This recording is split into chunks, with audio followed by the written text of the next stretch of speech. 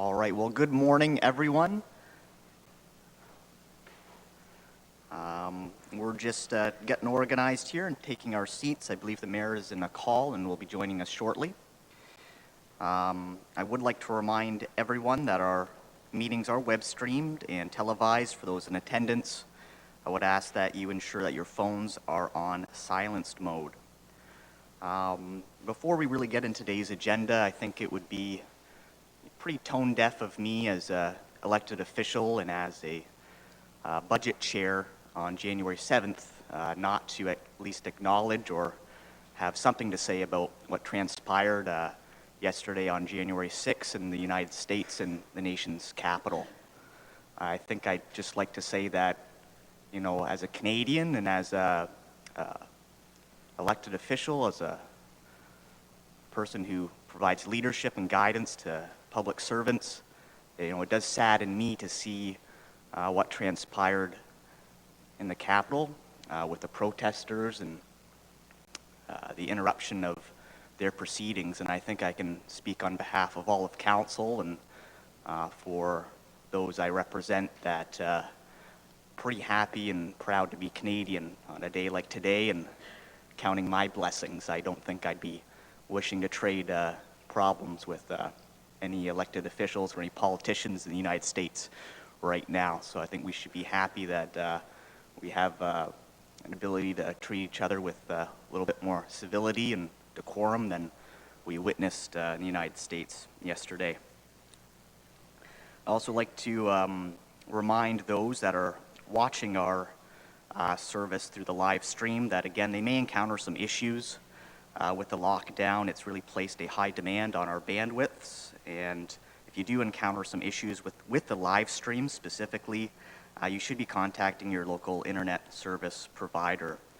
Our proceedings will be posted on YouTube's the YouTube page, and it will be uninterrupted if you did want to watch the full proceedings and if you experience any technical difficulties on your end at home.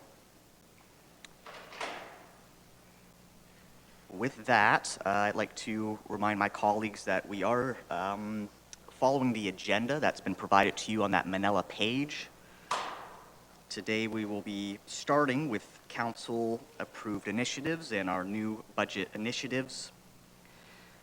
Much like our budget process last year, if there is no recommendations coming from the floor for an amendment or a change, staff's recommendation will be considered adopted, and of course we'll have a chance to discuss that before we move on bullet point through bullet point. We'll discuss our 20 plus options. We'll have our levy relief strategy decision, and due to the deferral yesterday, we'll be concluding our proceedings today with a final decision on our library budget. So that's our agenda for today. We did have a few items of communications that will be additions to the agenda. Everyone was provided with a hard copy of those. And I think at this juncture in time, I would like to ask if there are any, wonderful timing, welcome Mayor Chop. I'd like to ask if there are any further changes to our agenda today. We've received, again, some communication items that will be added. But are there any further changes to our agenda coming from the floor? Seeing none, can I have a motion to approve our agenda as amended? Mover, Councillor Huffman. Seconder, Councillor Martin. Is there any discussion? All those in favor? So carried. Before we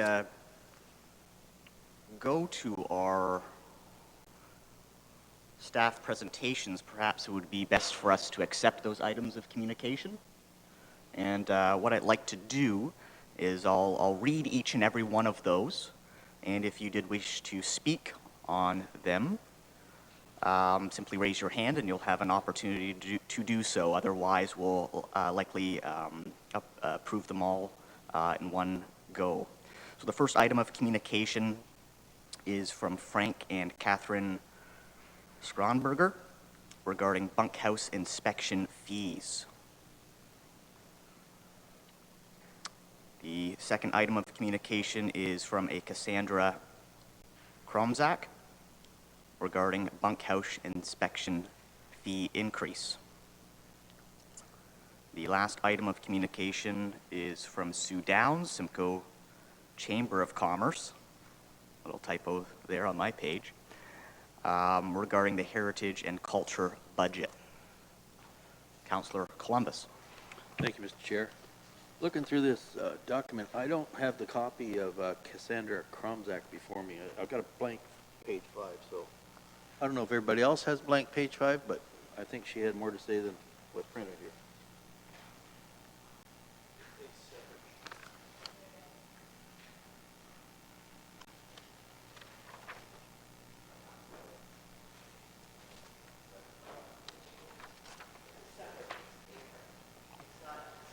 What was it?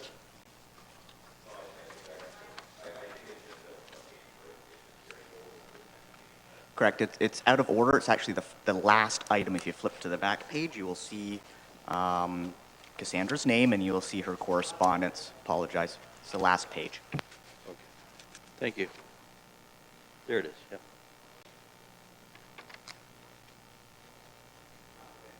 Awesome. Yes, thank you, Mr. Chairman.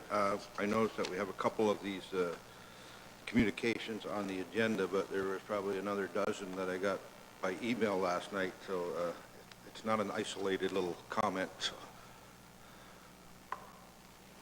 That is a fair comment, and for council and for the public, those items of communication that we do receive, we'll be ratifying this budget at a council meeting at the end of this month, and I do believe they'll have an opportunity to have their correspondence included in the public record if they so choose. I would recommend for those members of the public that do wish to have their correspondence made a part of the public record to contact the county clerk, and we'll make sure that we get that into the official agenda prior to our final ratification of our budget.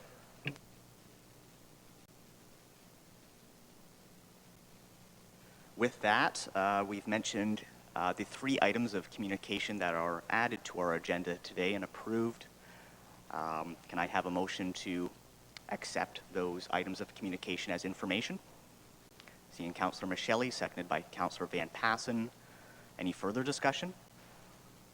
Seeing none, all those in favor? So carried.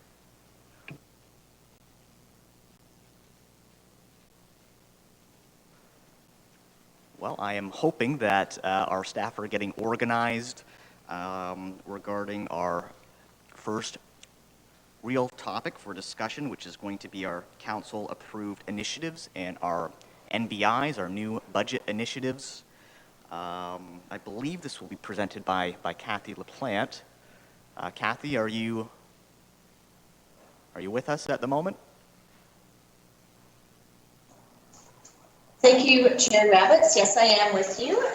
So this through the agenda this morning, we will be looking, our next step will be to look at the council-approved and new budget initiatives. So I refer you to the supplemental package.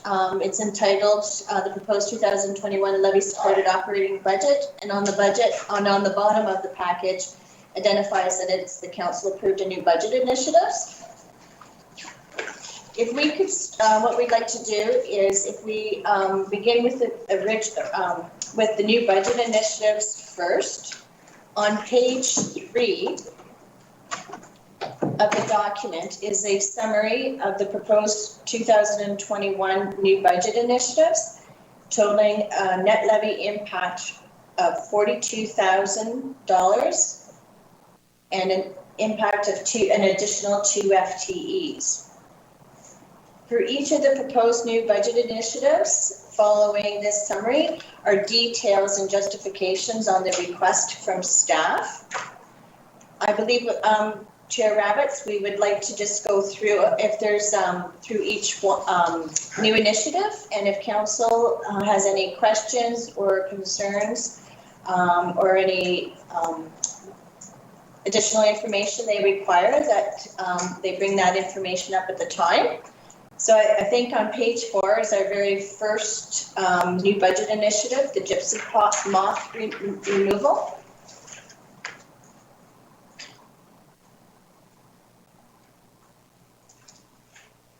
Very good. Thank you, Kathy.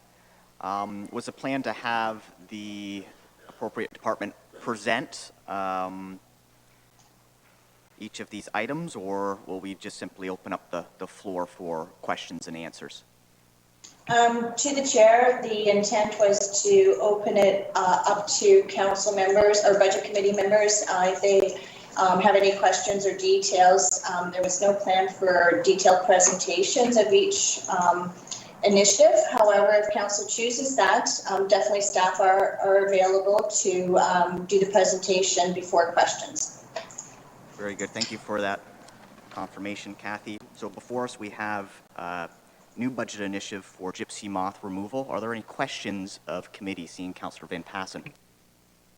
Yes, thank you, Mr. Chairman. I look at this is not an expense, this is an investment. The county owns several thousand acres of woodlots. The gypsy moth population has been building. We expect it to peak this year. We could lose a lot more value in harvestable lumber down the road unless we deal with this situation now. And there's also thousands of acres of private woodlots, and I know in the past, and I think Councillor Columbus could probably help me on this, but if the county implements this program, then members of the public are allowed to piggyback on it because it's a lot cheaper to spray the woodlots when they're all in next door, and that part is all full cost recovery with the private landowners. But it's a very important program as an investment in the future rather than an expense, and I fully support this item in the budget here. Thank you. Seeing Councillor Columbus. This Councillor Van Passen is right on. I recall the last time we had the gypsy moth outbreak, and it has been an issue for the past 2 years. It's building.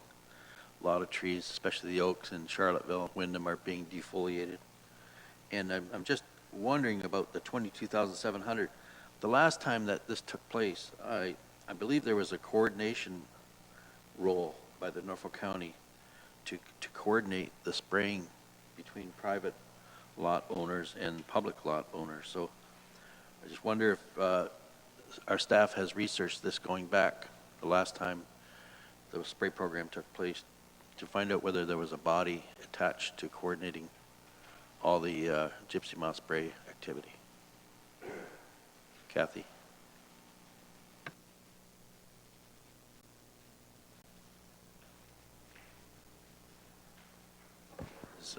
Sorry, through the chair, we could follow it with Mr. Cridlin, but for the cost that's there, it's really just the hiring of the contractor, but we can see if staff have allocated some internal project time to it, so we'll confirm that with Mr. Cridlin's operations group. Thank you. We'll first go to Mayor Chop, and then we'll circle back to Councillor Van Passen.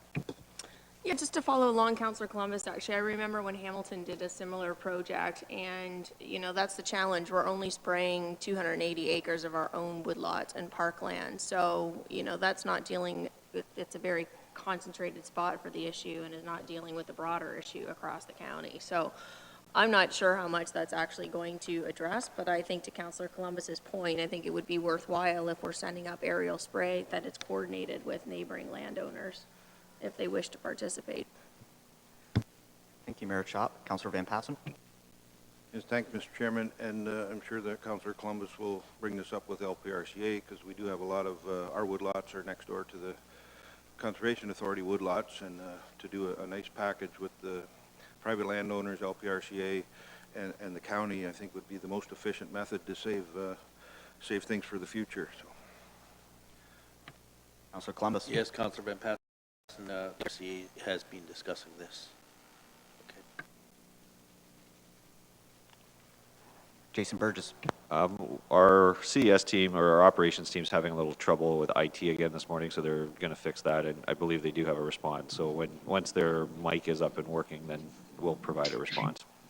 Very good. Thank you. We'll look forward to that. We can always circle back. With that, are there any changes or alternatives that a committee member would like to propose? Seeing none, it will be considered adopted, and we'll move on to our next new budget initiative.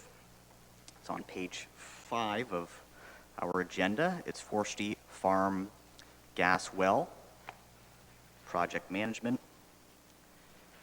Are there any questions for staff regarding this new budget initiative?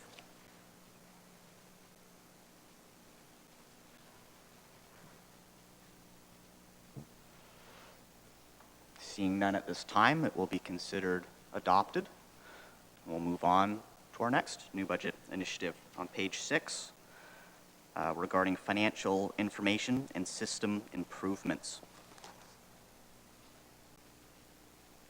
Are there any questions of committee for staff? Unmute.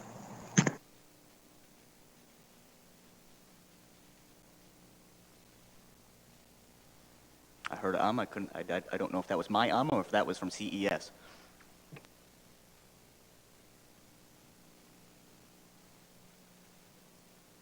I got the nod that IT is working on that still. So with that, we're on financial information and system improvements. This is under the Department of Financial Services, page 6 of our agenda. Are there any questions of staff regarding this new budget initiative? Councillor Columbus. Well, do we really need two positions to implement this program? And I take it if they are, they would be a contract position. Perhaps a comment from the CAO. Sure, through the chair to council. When you're looking at a system implementation, to be honest with you, 2 is very much on the low end. A system implementation like this affects every part of the business operations. And what you have to do is you have to take out people who understand the operations and dedicate them wholly to the implementation of the system. And then you are correct. The people that we would be backfilling would be what we call temporary full-time. They would be there for that period of time. But the at the end of the day, you'd be redeploying 2 people to work on a system that impacts essentially enterprise-wide policies and procedures here. So that's the intent of that. The scale is a bit different here versus Niagara, but when I was doing the PeopleSoft implementation in Niagara and the conversion, so by perspective, Niagara is at the time was a $1 billion budget. We're a $100 million budget, so about 10 times the size. We had, I think, redeployed about 90 staff to do that, and the implementation cost for the staff was 10 times higher than the actual software cost to make sure, and it was a 1.5 year long project, which we delivered on time and on budget, which for most system implementations, private sector, public sector, there's usually horror stories. They don't normally go in on time, on budget. So I would say that my team is being aggressive with this stance, but we understand the economic circumstances that the county is facing. Thank you, Jason. Mayor Chop. Well, Jason, just maybe if you could expand on that. I mean, there's no net levy impact. You're drawing it out of reserves, if I remember correctly. And there's an additional contribution now. Is it $200,000 a year for financial information systems into the reserve? I'm going to rely on that second half of your question. I'm going to rely on Ms. LaPlante to confirm that on what is the additional contribution. I believe you're correct, but I just want to make sure, Ms. LaPlante. Through the Budget Committee, Mayor Chuck, the actual contribution is to the entire audit information systems. So it includes computers, laptops, printers, servers, etc. The funding for the actual project is from unused municipal modernization grant funding. We were able to complete the water rate study and then through the development charges, and so we have additional funding, and there's a couple projects that have also come under budget. So we thought this was the best use of the modernization municipal funding as a project to enhance the financial system. Hopefully that answers your question. Yeah, that's great. So it's grant funding to be, again, sort of a grant funding that is meant to drive efficiencies in the corporation. So again, by taking on this measure, it has no net levy impact, regardless of whether or not we removed this as a new budget initiative. That's correct. Very good. Further questions of committee? Seeing none at this time, would anyone like to propose an alternative or amend what staff have recommended? Seeing no desire to do so, we'll move on to our next new budget initiative. We are on page 7. This is a child care funding approach, is the title from HSS. Strategic goal to maintain current levels of service within operating departments. Are there any questions of committee or staff?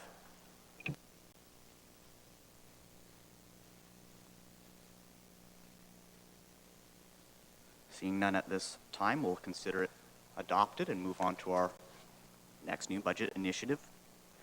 We're now on page 8. The name of this new budget initiative is Climate Change Adaptation Plan Implementation. Strategic theme is the community. Strategic direction is community well-being. Our strategic goal with this new budget initiative is to promote a healthy and sustainable environment. Are there any questions of committee for staff? Seeing Councillor Van Passen. Yes, thank you, Mr. Chairman. We recently approved the climate change adaptation project, and the recommendation that was accepted was to allocate 0.1% to climate change. But it's $100,000 is that amount. But when we go to the new capital levy funded section, there's a $30,000 project that's been approved with the capital under the rooftop solar, which is one of the recommendations and the type of things that would come out of the climate change adaptation recommendations. So I'm suggesting that we, rather than sort of double count that we reduce this grant to $70,000 because there's already $30,000 approved in the capital of levy funded for the rooftop solar. Now, does that make any sense rather than sort of doubling up on it? Let's have our staff respond. Through the chair, it does make some logic. I think this recommendation that came through was based upon the recommendation from the committee to establish a sustainable fund of $100,000 per year to fund climate change initiatives. And because this is the first year of the transition, I think, we continue to look at climate change initiatives during normal capital projects each year. So this, because it's the first year of the transition, this fund never really existed. So I'd like to circle back with staff because I understand where you're going, Councillor Van Passen, like this fund was created to do those types of projects. And is there a way, my one concern is if we lower this to $70,000 a year, does that maintain the intent of council trying to set up a $100,000 a year fund next year, because then now we're going to be $30,000 short next year. So let me work with staff to see if there's a strategy to accomplish what you're trying to do, but to also maintain council's original intent to fund $100,000 or have a sustainable funding source of $100,000 per year to the climate change initiatives. So we can probably get back and answer shortly on that one. Thank you, Jason. Further, Councillor Van Passen. Thank you, Mr. Chairman. Yeah, that was my other way of presenting that. Leave the 100,000 here, but allocate the funding in the capital budget to come out of this climate change reserve rather than off the tax levy. It accomplishes the same goal and it sets that same precedent, but I think that would be probably the better way to do it. But I don't disagree. We have to, it's the chicken and the egg. We have to establish the reserve fund to draw from it. So let me talk with finance to see if we can achieve that in a way that we won't get our hands slapped. Further questions of committee regarding this specific new budget initiative?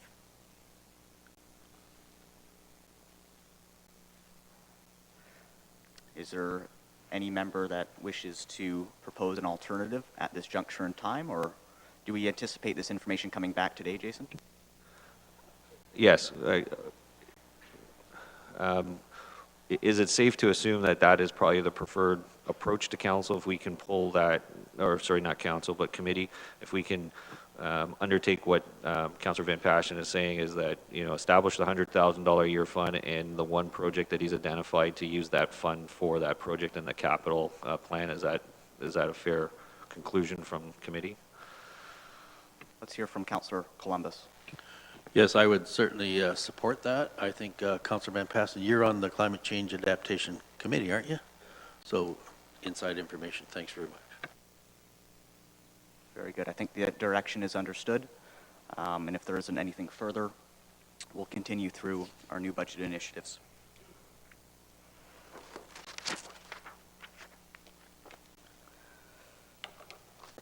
Looks like we're actually on our last new budget initiative. We're on page 9. This is respecting the Department of Engineering Services, a traffic counting program. Net levy impact $12,800. Strategic goals to maintain current service levels of service and operating departments. Do we have any questions of committee? Seeing Councillor Columbus. Thank you, Mr. Chair. At one time, this was done in-house with students, I believe. Just wonder, perhaps in the last few years it was contracted out, but was there any thought to utilizing students that we receive grants for to offset this cost? It's a very good question. We'll have our staff respond. Fun fact, I, in fact, once participated in that student program.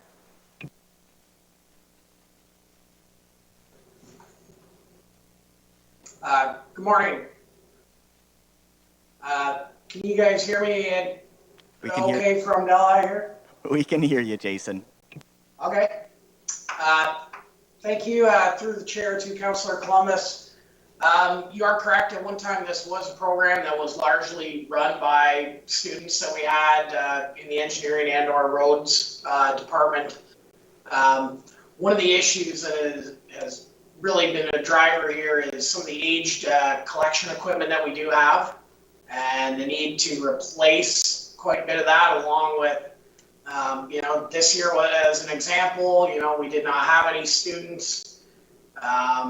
The other issue being is that sometimes getting students and the training and all that to get it done, by the time we factored in all that, as well as purchasing and replacing some of the age counters that we do have, staff are recommending that it be a little more efficient and easier to just have an established fund that we can draw on for the specific counts that we need done, and know that we can use the student resources somewhere else and not have to go out and buy this new equipment. Thanks for the explanation, Jason.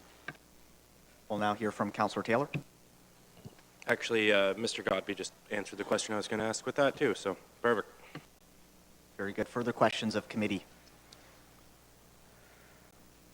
All right, seeing none at this time.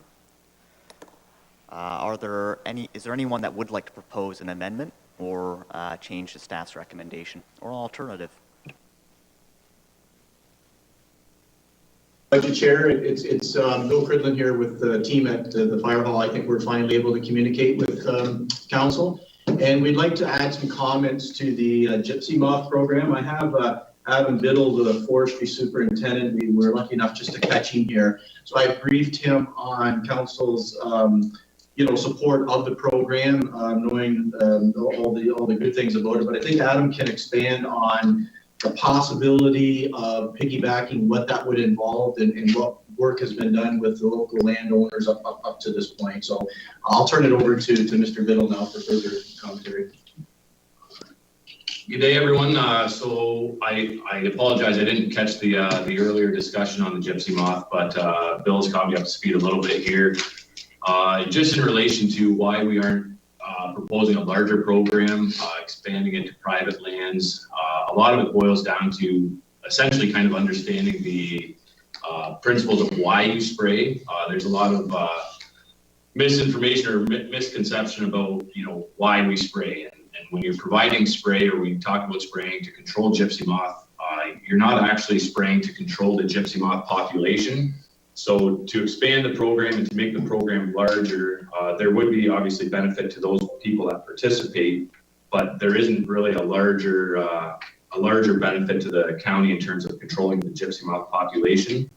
The decision to spray really ultimately boils down to individual landowner choice. You look at, past gypsy moth defoliation, past damage, where that's occurred, and if you're looking at, successive years of gypsy moth defoliation, that's when you start, looking at your options to control it. You don't want to go through, let's say, 3 years of severe defoliation. That's when you start looking at tree mortality and that sort of thing. So the properties that we've proposed for our program in 2021 for controlling gypsy moth is really targeted just to county properties that have been impacted by gypsy moth pretty severely within the last 2 years. And if they were to get defoliated again this year, we'd be looking at some tree mortality and some significant loss. So that's kind of been our main focus. Expanding the program would be a pretty big drain on resources. Right now, the service to spray and to acquire those services for a private landowner, that ability exists currently. They can contact a private contractor, arrange to have their property sprayed.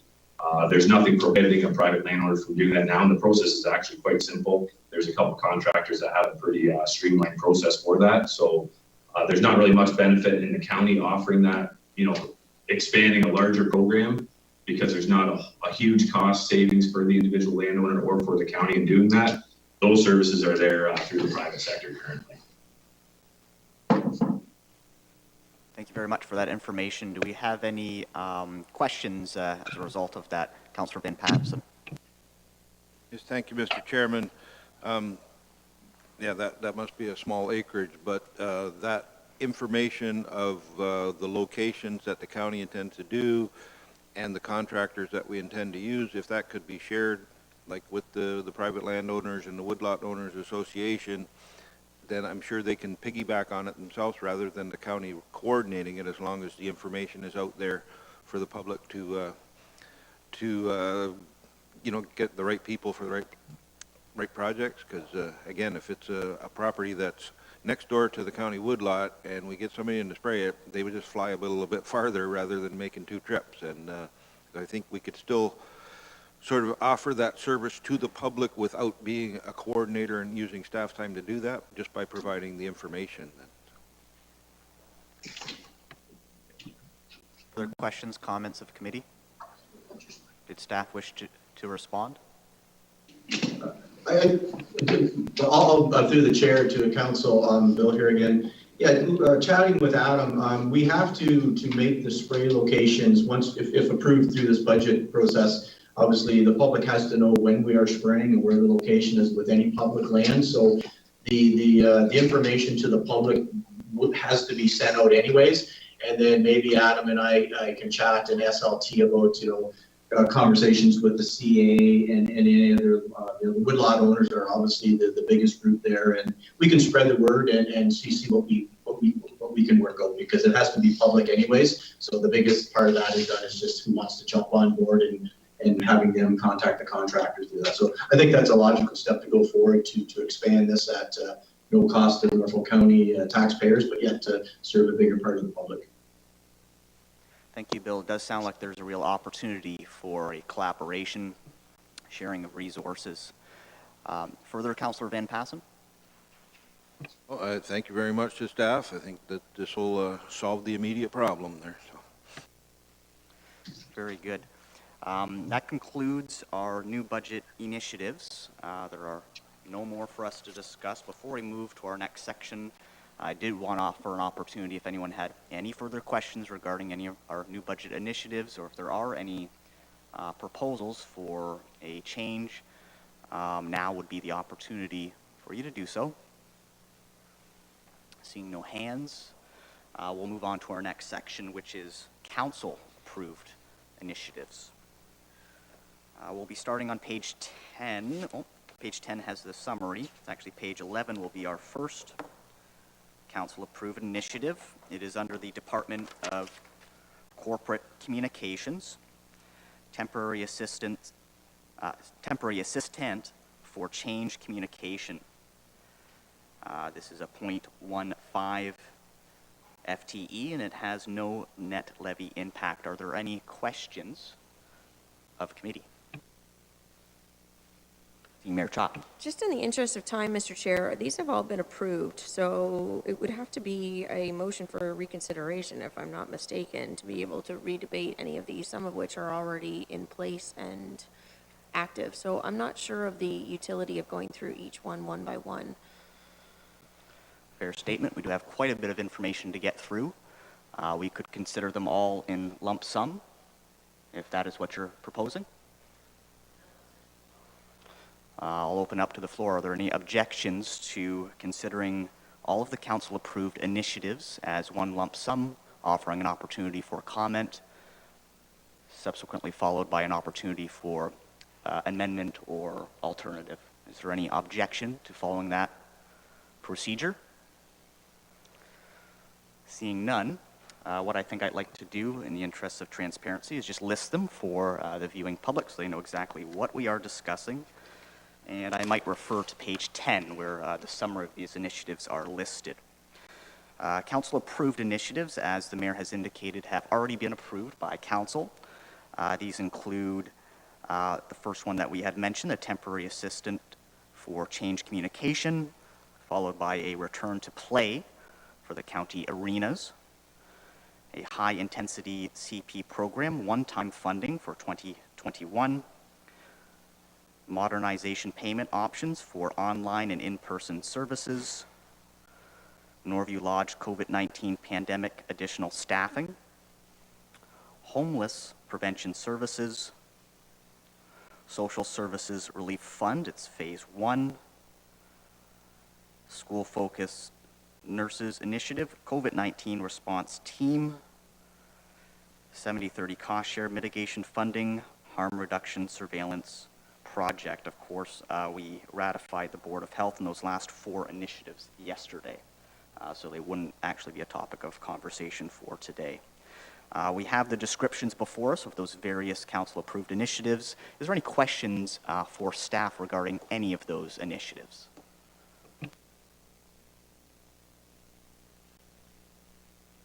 Seeing none at this time, is there anyone that would wish to propose an alternative or an amendment to any of those previously approved council initiatives?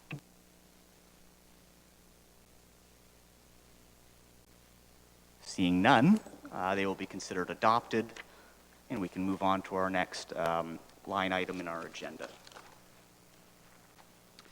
And I think that's what we're all really here for today. It's our options that we'll begin discussing. We're moving to the big binder. I think I'd like to pass the baton back to staff to introduce our options and also to affirm how we'll be moving item from item, whether there'll be a presentation or if we're simply asking questions and offering an opportunity for discourse.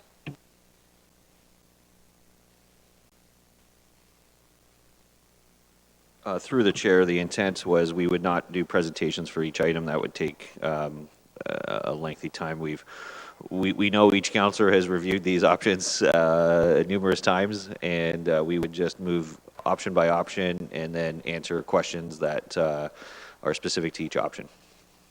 Very good. I don't think we'll be passing these in bulk, but we will be moving one by one, and we're going to start with option 1. This is recreation user fees, other arenas. Are there any questions of committee regarding this first budget option? Councillor Martin.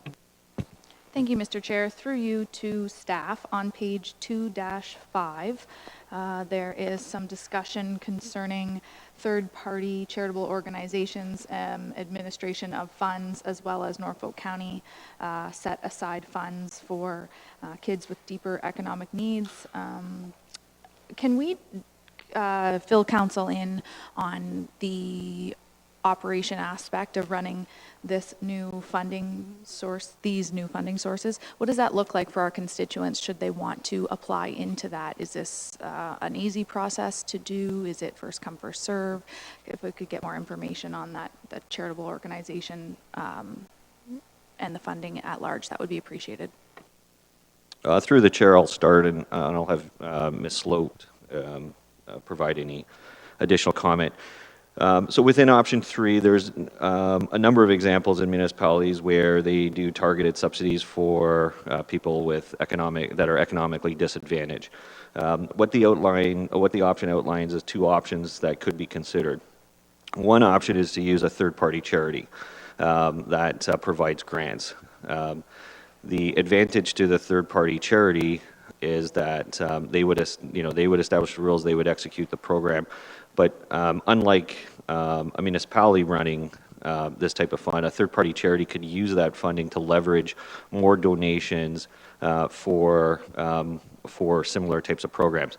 So, for example, there's organizations like Jumpstart with Canadian Tire or United Way that have programs. So if, for example, and this is just theoretical, we pick a charity to and give them the $190,000 of funding that would be targeted for youth services to subsidize fees for the recreational services.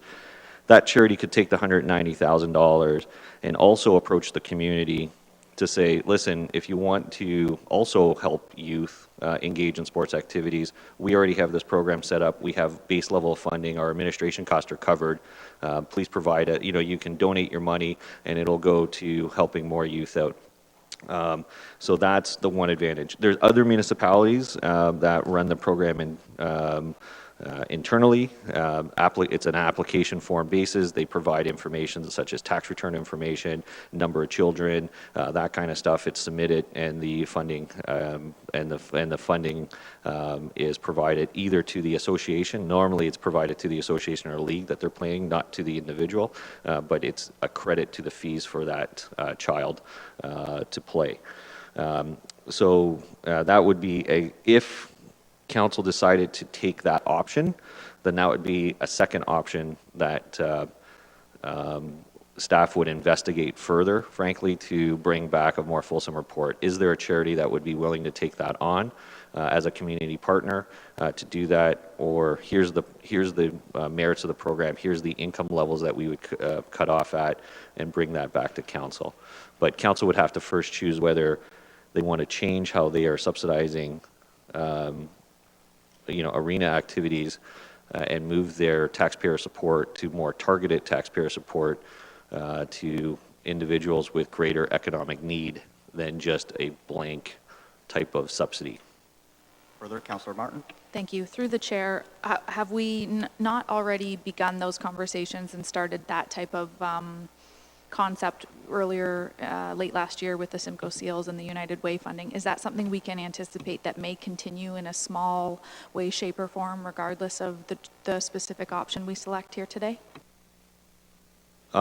Yes, preliminary discussions have taken place with the interim executive director at the time of the United Way. That interim executive director is being transitioned out. I believe it was just a temporary position for her, and I don't believe their board has formally commented on that. So I don't want to go ahead of it. But yes, there has been some preliminary discussions with one charity. We would have to see if there was other potential charities. So we had the discussion with one to assess the feasibility of it and to see if there would be interest. And there is definitely some. And that's something, but we would want to see if there might be other partners in the community that might also want to participate in something like this. Further? Okay, thank you very much. My last question would be the increase in user fees from looking at 114 on page 2-2, option 1, 114 per hour to 125. We did receive an email correspondence that we adopted yesterday that actually said that was a reasonable increase. Haldeman's at 117. and a quarter an hour. Tilsonburg is at 125.75 an hour. So I think that that's a reasonable increase to look at and work towards. I did just want to comment that some of the other concerns we heard in that correspondence was around the prime time scheduling. The morning prime time and the summer ice prime time was not supported. That was a very high increase for minor hockey to adjust to. And again, I did mention it yesterday, but the ice cancellation policy being too strict, we did hear from staff that they are aware of that. That was specifically COVID related and they'd work on something else. But from where I stand today, I'd be in support of the increase for this year on a user fee around the 125 an hour. However, I do have some concerns with the prime time morning and summer ice. Thank you. Further questions of Budget Committee? Seeing Councillor Columbus. Thank you, Mr. Chair. Mr. CAO, read here that you're looking at staffing models eventually with respect to addressing that. Anyway, I'm curious, how many employees does it take to, when we're using ice sports, figure skating and hockey, how many employees do we need at the arena, each arena at that particular time? And is there any thought that we could get away with less? I will start, and it's Mr. Shoemaker's first day returning to work from, he was off on a medical, and he can certainly, in more detail, augment it. At a very bare minimum, due to workplace safety standards and because of the refrigeration systems, you need 2 people present at the arena. And then in reality, you need more than that because people have to take breaks, lunches, and when the arenas get busy, you normally have what, I don't know what the official term here is, but in my day, they used to call them rink rats that, you know, did additional cleaning and other maintenance projects.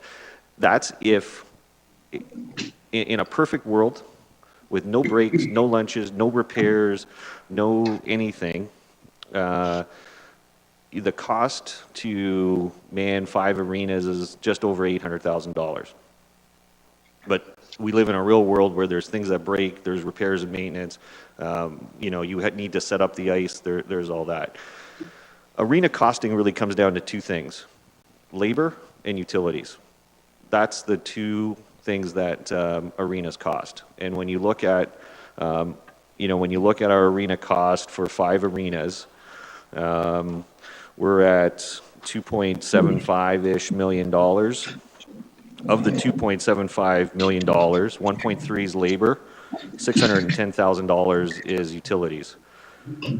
So, you know, that's where you know, that's where the chunk of it is. And then we have, you know, just more than $250,000 in repair services. And then you get into the overhead cost to get to that $2.7 million. So that is, can you cut it back? We would have trouble with, frankly, our unions and, you know, workplace safety and management to cut it back any further. The challenge that Norfolk County has in particular is we run 5 single sheet ice pads. So if perfect world, I only need 2 guys in it, I need 10 guys on at any point in time to run 5 sheets. If I ran a 4-pad, which is common in, you know, larger municipalities, I would need 4 guys because 2 would manage 2 sheets of ice on each side. Or if I have a 2-pad, I only need 2.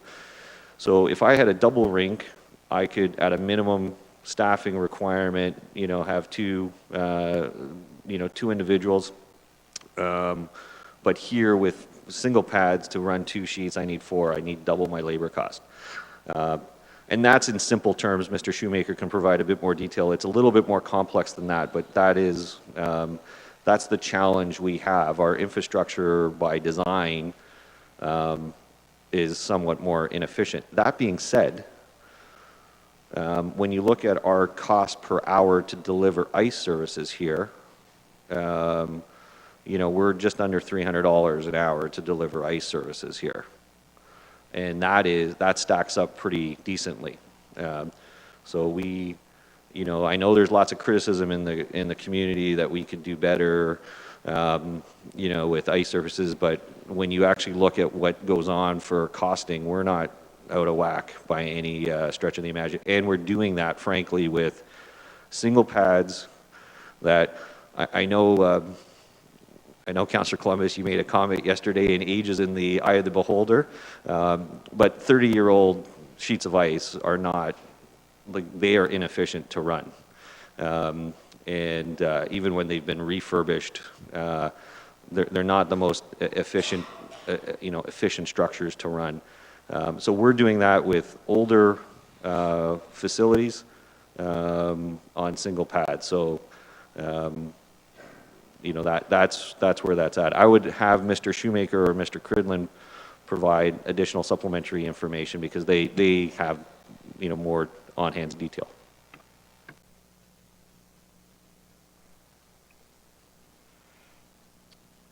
Good with your explanation. Very good. Are there further questions of Budget Committee? Mayor Chop. Thank you, Mr. Chair. I have quite a few actually about the letter as well, because I'm a little bit confused when I look at the options that were presented. So on page 2-1, we did engage in a significant budget consultation this year that has never happened previously in Norfolk County. And staff, you know, I think it was excellently presented.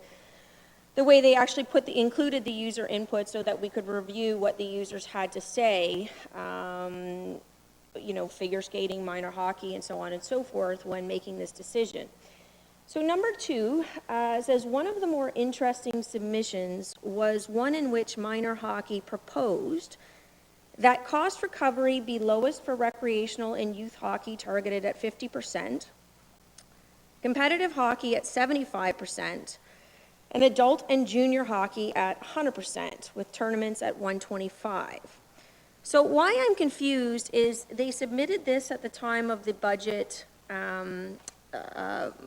budget survey, but then in a letter that was submitted just days ago, they seem to be concerned about ice rates going to $155 an hour by 2023. Now, Mr. Burgess, I was going to ask you a question. You did just say that ice rates are running just under $300 an hour. I know that the tax levy, we're spending about $2.75 million a year, the taxpayers, on subsidizing hockey. So almost 3% of the levy is going to hockey. Can you say specifically the number of hours of ice time that we have annually in Norfolk County?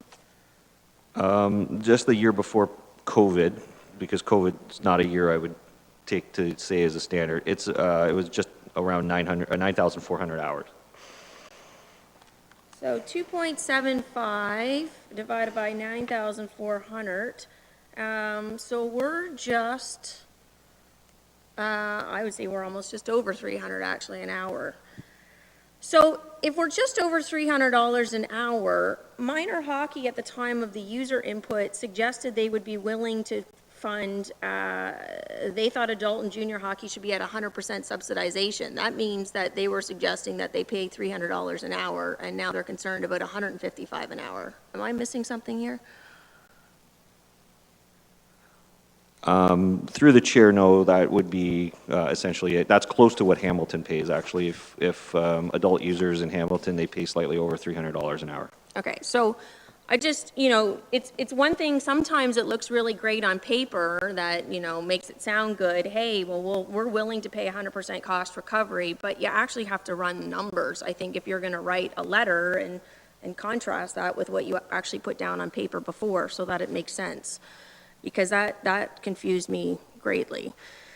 In the letter, they also went and they compared, you know, Haldeman and Tilsonburg rates.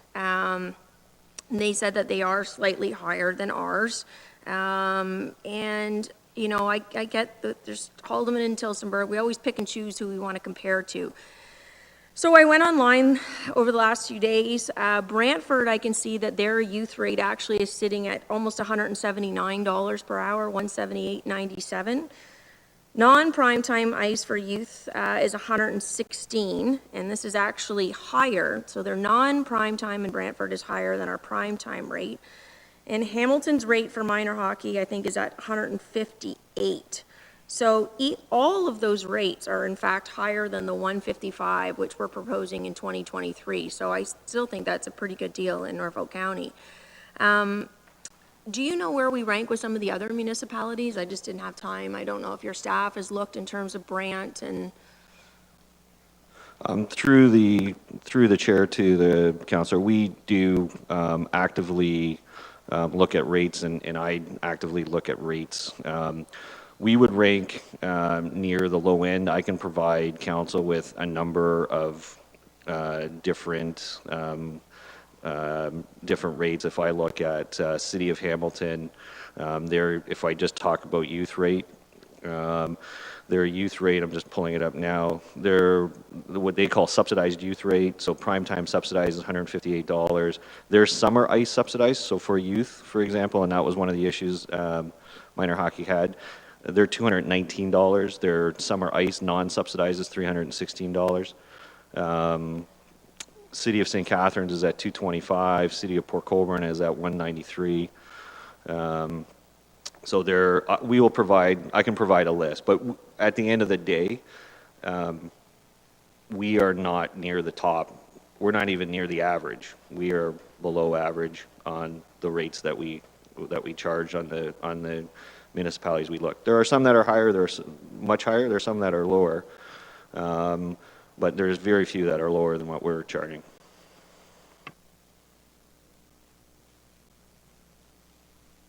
Provide that later today. I can summarize that information for you.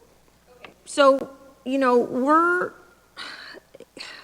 I guess I'd kind of like at some point a response from minor hockey to try to resolve the contradiction between, kind of how staff, I think they were being still more than fair at 155 by 2023 when we look at what's going on in other municipalities, and they suggested they'd be willing to pay 100%, but in reality, we're just hitting 50% in 3 years' time or 2 years' time. So I guess getting back to the summer ice rental fees, I noticed that Hamilton's summer ice rates are higher than their winter rates. In fact, their youth rates there jumped to $219 an hour. Is that normal for summer rates to be higher? Can you maybe comment on that? So, the letter obviously spent some time discussing that, so we don't have to speculate in the further. I mean, I think the summer, these were the highest rates that anybody's paid in Norfolk County this summer, given COVID and the measures that we took, but the program was also extremely successful. So I don't believe that it actually deterred anybody from using the ice, and the ice was used full time. Thank you. Through the chair, when you look across for provincial practices on summer ice, more and more municipalities are treating this as premium ice. It's they view it more as a nice-to-have service versus a mandatory service. There's lots of options for youth and recreational sports, in the summer, such as baseball and soccer and that.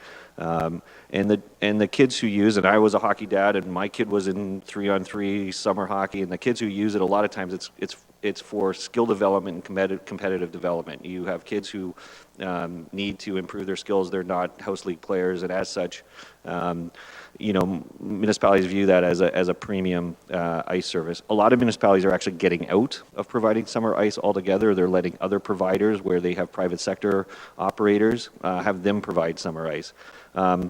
There is I'm just going to quote from a study, and I just, when we did our policy view, I go and look at studies and other public information, and I know I've sent a bunch of information to councillors to things that they could look at. I'm just, here it is, sorry, I apologize. here's a comment from a study. It was a 2018 study for the city of Sault Ste. Marie. It's done by Leisure Plan International. There's a couple of major players that do feasibility and ice studies in Ontario. Leisure Plan is one of them. There's like two other ones that do it, and they all kind of say the same stuff. But for summer ice, it says, however, the high cost of the provision of summer ice combined with low utilization rates has led many municipalities to either eliminate the provision of summer ice entirely or only to provide the service on a full cost recovery basis. That's what the trend is going in Ontario. And, you know, that was the rationale. It wasn't based upon, you know, what we did in COVID. It was based upon what we did in COVID. The reason I set the fee structure up was that way, was to say, yeah, we're going to offer a service to community participants at a fixed cost structure that I know my taxpayer subsidy isn't going to get out of whack. And that's why it was, you know, we did it that way. So it wasn't just solely based upon our experience. It was based upon what I see in rates across the province. I look at what are the emerging trends across the province, and this isn't really emerging. It's been going on for years. That's how it's gone. In other municipalities where they offer a subsidized rate for minor sports, they do not allow that subsidized rate to actually carry on into summer ice. They only offer it for the fall. What they do, though, is they do allow that subsidized ice for when you have early tryouts, such as end of August, or late tryouts that may go into June. They'll offer that. But other than that, the trend is moving away from that. So Hamilton's like that, and there's a number of other municipalities that are like that. We did have a couple hands that were raised during that discourse. First, we'll go to Councillor Van Passen, followed by Councillor Huffman, and then we'll circle back to Mayor Chop if there's no further discussion. Seeing Councillor Van Passen first.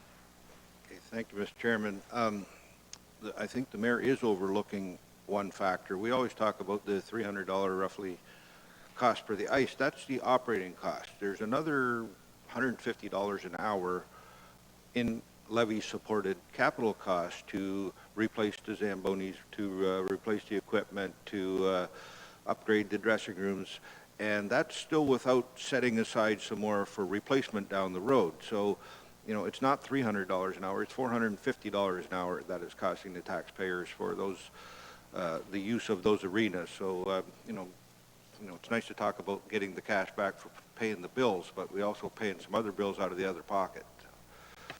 I don't think I was overlooking that in any way. Okay, we'll be moving on to Councillor Huffman then.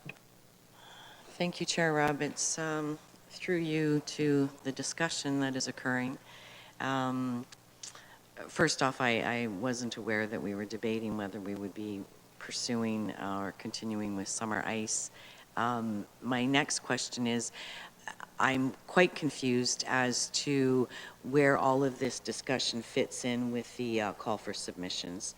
In reality, we may not even be operating the arenas in a short period of time. So could you clarify for me the discussion that we're having and why we're having it when it may not even be prudent?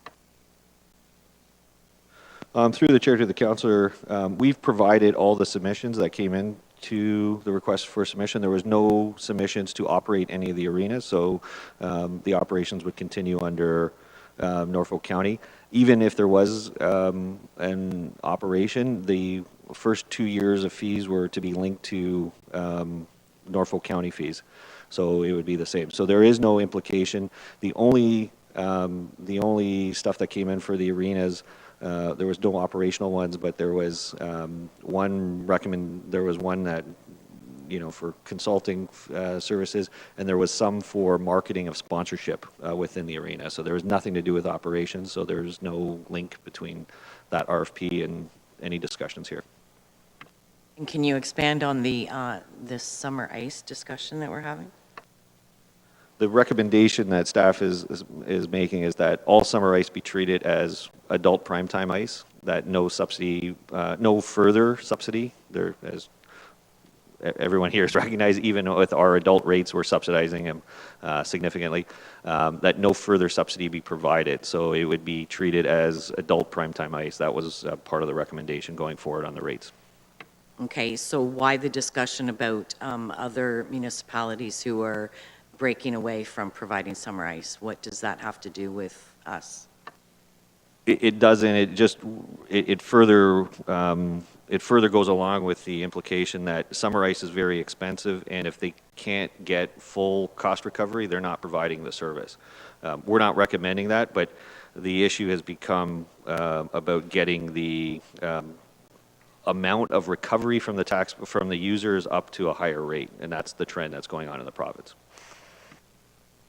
Further, Councillor Huffman? We'll move to Councillor Michele, who has not had an opportunity to speak yet. Thank you, Chair Rabbits. Through you to, I think I'll ask Jason this, and I was hoping that this was going to be germane to the comment that Mr. Burgess made about the biggest cost drivers of this ice rental. He mentioned that the two big drivers are labor and utilities. And so I'm just wondering, just further to kind of illustrate the increased summer ice rates. Am I correct in assuming that it is actually more costly to have summer ice? Because I'm guessing, and again, I'm not technically proficient in this area, but I'm just thinking basically the refrigeration systems are like freezers. And in summertime, would they not use a lot more energy to provide that? And therefore, that's also perhaps a possible, perhaps justification for increased rates. Through the chair, yeah, that's one of the cost increases is utility costs are higher. The other experience with summer ice, though we did very well this year with 70% utilization, but it was, and as the Hockey Association did note, it was on a reduced hour basis. So the other challenge with summer ice that many municipalities experience is that there's just not as much necessarily participation. So you can be left with big holes in your schedule. So, one group comes in at 6 p.m., but the next group doesn't come in at 9 p.m. You can't send your workers home, and your utilization goes down. That's one of the reasons why some of the municipalities are exiting that. So there's cost, there's actual costs such as utility costs that are up, and if your utilization is actually lower or you have big holes in your schedule, you're essentially paying for dead time. Thank you. Now we'll circle back to Mayor Chop. Thank you, Mr. Chair. So the goal, it says on 2.1 is, page 2-1, we're basically just trying to get to 50% of the operating costs, and I wasn't overlooking that point, Councillor Van Passen. We subsidize hockey significantly in Norfolk County. What is going on in other municipalities? It seems to me, when we talked about some of the management programs for arenas and stuff, I remember a discussion around Toronto even, where I think they were, there was no taxpayer subsidy on some of the arenas. So, I see that that's the extreme with Toronto, but, is 50% normal, or what are we seeing in other areas? Through the chair to the mayor, the Toronto example that I provided earlier related to the Toronto Board of Arenas, which is a volunteer board it's a kind of a unique system. It oversees, I believe it's either 5 or 6 arenas within Toronto, and then Toronto runs the rest of the arenas. And even though they're using Toronto staff, and the arena boards are more successful, frankly, than Toronto staff. So that's why they're near almost 100%. On a broader scale, municipalities range between 50 and 95% recovery, and they try to do targeted recovery rates. That's referenced in the Sault Ste. Marie study. And also in the Sault Ste. Marie study, to Councillor Van Passen's point, again, that's only for operating cost. The best practices out there that are quoted say that they try to also attempt to recover between 3 to 5% of the capital cost. So if you think about that, if I'm trying to save 5% on my capital cost side, that would say that, we need to replace our buildings every 20 years. If it's 3%, it's 35 years. But it's between 50 and 95%. If I look at some other experience, City of St. Catharines used to run heavily into the high 70s. They dropped below 70, and they actually took action on that. They closed 2 ice surfaces to reduce the cost overall and increase their cost in other, or increase their utilization in the other rinks.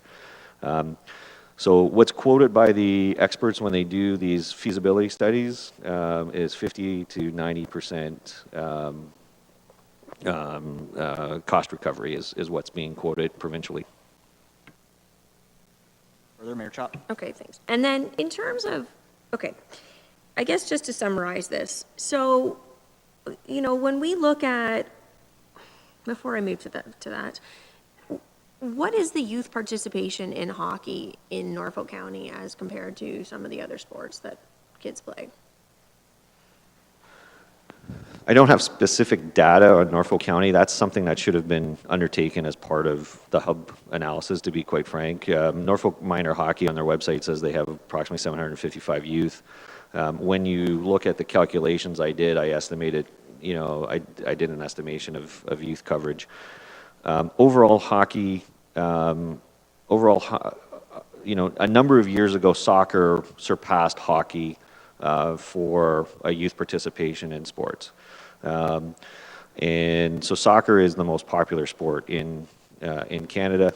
Youth participation in hockey has declined over the last number of years. Any growth in hockey participation has actually come on the girls' side. There's more girls playing hockey, which is a very positive thing. And so it's either been declining or staying the same in Canada. I'll get you I know I have the number from Canada-wide participation rates, and it's issued by Statistics Canada every couple of years, and I can provide that information to council later. But hockey is important. I do want to just make sure that we just don't look at ice as purely a hockey issue. There is figure skating, there is other sport activities, it's ice surface stuff, but by far and away, hockey is the biggest user of ice. Like they are the biggest bookers of ice in Norfolk County. But I do want to make sure it's fair to everybody that figure skating and there's other ice sports that happen. I'm sorry, did I answer your question, Mayor Chop? Yes, you did. Mr. Chair, when you're ready, I'd like to move a recommendation. Very good. We'll return to you when the time is appropriate. We're going to actually circle back to Councillor Martin, and then we'll be hearing from Councillor Michele. Thank you, Mr. Chair. I think I want to just be careful here to make a point. Mayor Chop referenced 2-1 when we talked about the user input, which is relevant and valid. However, Norfolk Minor Hockey isn't the only minor hockey association. So although we did receive a letter from them, Councillor Huffman and maybe Councillor Columbus can probably verify this. They're bigger hockey buffs than I am, but there's Langton Minor Hockey Association, Delhi Minor Hockey Association. They're separate entities from Norfolk Minor Hockey. So we can't paint them all with the same brush because there was a submission here in the feedback from the budget asking for these increases, and then the letter may have contradicted that. That is from one separate entity. And I would like to just circle back to Mr. Burgess and ask for a clarification on the summer ice that we rented at the $200 an hour with a COVID fee. Please remind me what percentage cost recovery we were at. There was discussion around the 60th percentile. There was discussion around needing to have 100% cost recovery. What's the $200 value representing? I believe it was targeted at 65%, and I can check an email, but what we ended up with, because we had slightly higher utilization, was about 70%. I believe I issued that in a report to council when they considered the refund question that Councillor Taylor had left as an option. So I did submit that information to council, and I can dig that up. But yeah, I believe we had 70% recovery on it. Okay, I do recall that. I couldn't remember what the figure was. I guess from my position, before we get to something here, you know, I understand that rate increases need to happen and that there's room to close the gap on this, and there's even appetite for it in the community. I'd support the rate increases, but I'm not going to support the changes to prime time ice and summer issues. Thank you. We'll hear from Councillor Michele. Thank you, Mr. Chair. A moment ago, the mayor asked our CAO about the number of hockey users, and I know she said that he answered her question, but I didn't think that he did. I'm just wondering if we can, I know you mentioned the participation rates for Canada you were going to get to us, but can we get a number of actual ice users, those groups you mentioned, figure skaters, sledge hockey players, youth hockey, all of those numbers at some point? Through the chair, I'll just, the answer is yes. And, you know, one of the tasks that this council has asked me to do is bring back an approach to take a look at how do you redevelop the strategy for recreational facilities. One of the very first fundamental things in any of those studies is a demand analysis. We should have that information now. We don't. We will go out and solicit that information. And it's not just the number of players that drives utilization. It's also the age demographic of those players. Because hockey has traditionally had a massive fall off in participation when kids hit a certain age. When they get to 13, 14, all across Canada, there is a massive drop off. So you have to really take a look at how many children you have in the pipeline, because you know when they go through to high school, they enter all different. They get all different types of sports exposed to them: track and field, rowing, whatever they want to do, or they get jobs and that kind of stuff. So it's not just how many there are currently, it's also what's their age demographic, and that's the type of analysis that Norfolk County should be undertaking to do their asset management planning. So long answer to your question, but yes, we will get that, and I think we need even more detailed information on that. Thank you. All right, we'll now go back to Mayor Chop. I saw that her hand was raised. First, I would just like to make a clarification for the record. I referenced minor hockey from the user input because it's specifically, I recognize there are many hockey groups in Norfolk County. I specifically referenced minor hockey because number 2 says one of the more interesting submissions was one in which minor hockey proposed 100% cost recovery for adult and junior hockey. And yet that does not correspond with what they have written in their letter. So that was my reason for addressing minor hockey. They were the ones that made that submission that I was correcting for the record. I would like to, I think, you know, if we're going to discuss, not adopting staff's recommendations in terms of raising a summer ice or reducing rather the support to summer ice and treating it as prime time ice, similar to what most other municipalities are doing. Of course, we're going to have to consider that is going to be an additional impact to the levy from what is being presented to us today by staff. So we will be raising taxes further for summer ice utilization on families, many of whom can't afford to have their kids play hockey or figure skate. And the program was very successful this year at that rate. So I think what I would like to do, I would like to modify staff's recommendation somewhat. I am very keen to look at option number 3, which, reduces taxpayer support and will ultimately direct taxpayer support to the kids that need it most. As an example, if we have 2 teams that are playing a game and the cost of $200,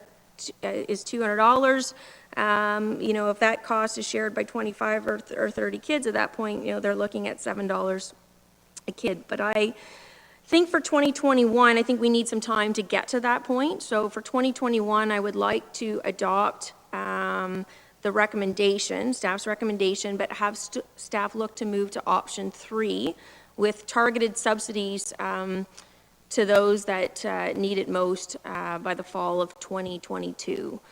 So staff could come back to council with a report by December 1st on their ability to execute option 3 by the fall of 2022. And that would give everybody time to adjust and do this right. So again, it would be moving staff's recommendation for this year, option 1, which is the standard increases, which in the face of what we've seen, minor hockey suggested they were willing to pay 100%. I think we're still well in line with our neighbors here at 125 an hour for next year, with a report to come back of how we could look to specifically targeted subsidies for next year, so that money started going to the families that needed it most, and we could start reducing the taxpayer support further for arenas. Thank you, Mayor Chop. Can we have a response from staff? Thank you. Through the chair, I just want to make one clarification for the record, and the mayor, I just want to make sure, Norfolk minor hockey, who said the 100% was for adult hockey, not for their actual league. So they wanted adults to pay 100%, not themselves pay 100%, just to be clear. That's their submission, and you said it right the first time, you didn't say it right the second time. So I just want to make sure there's none of that. With regards to amending the option, I would say yes, we would not be prepared to do option 3 right away. It would take some time. I think the mayor's request is reasonable, that we get a year to come up with something and then actually implement. If I heard her correctly, I believe she's saying implement it in the fall of 2022. So we would get this year to design the system, and then the following year, it won't start till the following year. So if that's what she said, I would be okay with that. Very well. Before the motion is tabled for a seconder, I would like to afford an opportunity for anyone that hasn't had an opportunity to ask a question. If they did wish to do so, now would be a good juncture in time. Otherwise, we'll proceed with the mayor's motion for a seconder. Is there anyone else that would like to ask a question? Seeing none, Mayor Chop has tabled a motion. Do we have a seconder? Councillor Micheli. Further discussion, Councillor Martin. Thank you, Mr. Chair. I have a question concerning the motion. So you said that we would advance option 1, but we've discussed the summer changes. So my question to the mover is, what happens in option 1? Are you leaving in the section about summer ice and those adjustments that they should change as per the chart on page 2-3? And my second question is the amended option of option 3 to come back to us. Are you suggesting that we move, that be executed, and we will just decide on how it's to be executed when a report comes back? Or will council be able to sit around the table when the report comes back and decide at that time if we still wish to go forward with that option 3 blend when the information comes to us? Well, we're going to need to see the report from council, but I'll let Jason comment on that piece and how you see that best unfold. Yeah, I think it would be wise for council to, to not commit to it until a final report is there, but at least then you're signaling to everybody that you'd be going down that path. I would not advise council that says, yes, we're going to do something in 2022 for sure, based upon the decision today, but I think the report would make sense, and then council can make their decision based upon the report. Otherwise, you're just then into option 1 fully. Okay, and as far as the second part of the question, treating summer ice as primetime ice, yes, that is the staff's recommendation. I'm not prepared to raise the levy further this year to accommodate summer ice, and the program was very successful this year at what was basically that rate. Further, Councillor Martin. Okay, so just to clarify, you're not open to an amendment to remove that 1 and 2. We're asking for a whole bunch of information back on how many users use ice and what the percentages of youth and so on and so forth, and no one has said, who booked the ice this summer and how did they pay, and I can tell you that I know a handful of the people who booked Waterford ice, and in a politically correct way, they have the means and the resources to do so at that rate. That's not the same for everyone else across the board. So we're asking for a bunch of other information back, and I don't think we're doing due diligence to who paid what and how, and these were additional summer camps and conditioning camps, and these are things that are optional for people to choose in on, not the rate for people to pay across the board fully. So again, my question would be, is there any interest in an amendment to take the summer ice off? Thank you, Councillor Martin. Your position is known. Would you like to respond, Mayor Chop? Well, I think Councillor Martin hit the nail on the head, actually. Many of the users that you said have the means and resources to be able to pay. And that is fundamentally the problem of what is going on in Norfolk County with subsidizing ice time. We are subsidizing ice the exact same way for those people that have the means and resources to pay as we are for those that don't. In fact, there are many that don't even have the means and resources to even consider sending their kids at a subsidized rate to figure skate or play hockey. They barely have enough money to pay their property taxes and put food on the table. So no, I think the rates were fair. I think there are options for this coming summer. I think that we've even showed through the United Way and so on. If somebody is economically disadvantaged, where it's going to prevent them from figure skating or playing hockey this summer, I think the county has shown more than an appetite to look for some other options, to direct them to people to speak to at the United Way or some of the other play groups. But I am not prepared to look at raising the tax levy further this year so that we can continue to further subsidize those that have the means and resources to use those facilities. So no, I'm not prepared to add an amendment at this time. We'll afford an opportunity for Councillor Martin to respond, and then we'll be moving to Councillor Taylor. Thank you, Mr. Chair. Appreciated. Well, I understand and respect your need to advocate for a lower tax increase across the board. That's what everyone is sitting here doing today, Mayor Chop. The luxury to just not care about and generalize community members about hockey rates is not a factual statement. There are a wide range of people who participate in recreation. So to say that every single person who plays hockey has the means and resources, I've isolated that to summer ice only. And I simply said that this council has asked for information on a variety of other users on the ice, skaters, hockey, various times, and we have not sat and had the conversation about who was able to use the summer ice. So I appreciate you advocating for anyone who's economically disadvantaged, and I hope that we all do that with every single option that we go through. But to generalize people, hockey players, youth, community members who use recreation, all as people who have the means to do so is not accurate. CAO Jason Burgess would like to interject, and then we'll be moving to Councillor Taylor. Yeah, and please forgive me, I'd like to provide council with maybe some perspective on this issue. We're arguing about summer 2021 ice rates. The reality is we are likely to be in COVID protocols during the summer. Every indication we get from public health is vaccine rollout will not take place till September or later. So could I maybe make the suggestion that because of the COVID protocols, we just continue to use the same process that we were doing for the past year? We have a targeted recovery rate of 65%. We set up our program on that basis, or 60%, or have council set what they want to do as far as a subsidy level for summer hockey, and we'll design the summer ice program based upon that targeted recovery rate. That is generally best practices for council, is to set a recovery rate and have management figure out how to obtain that.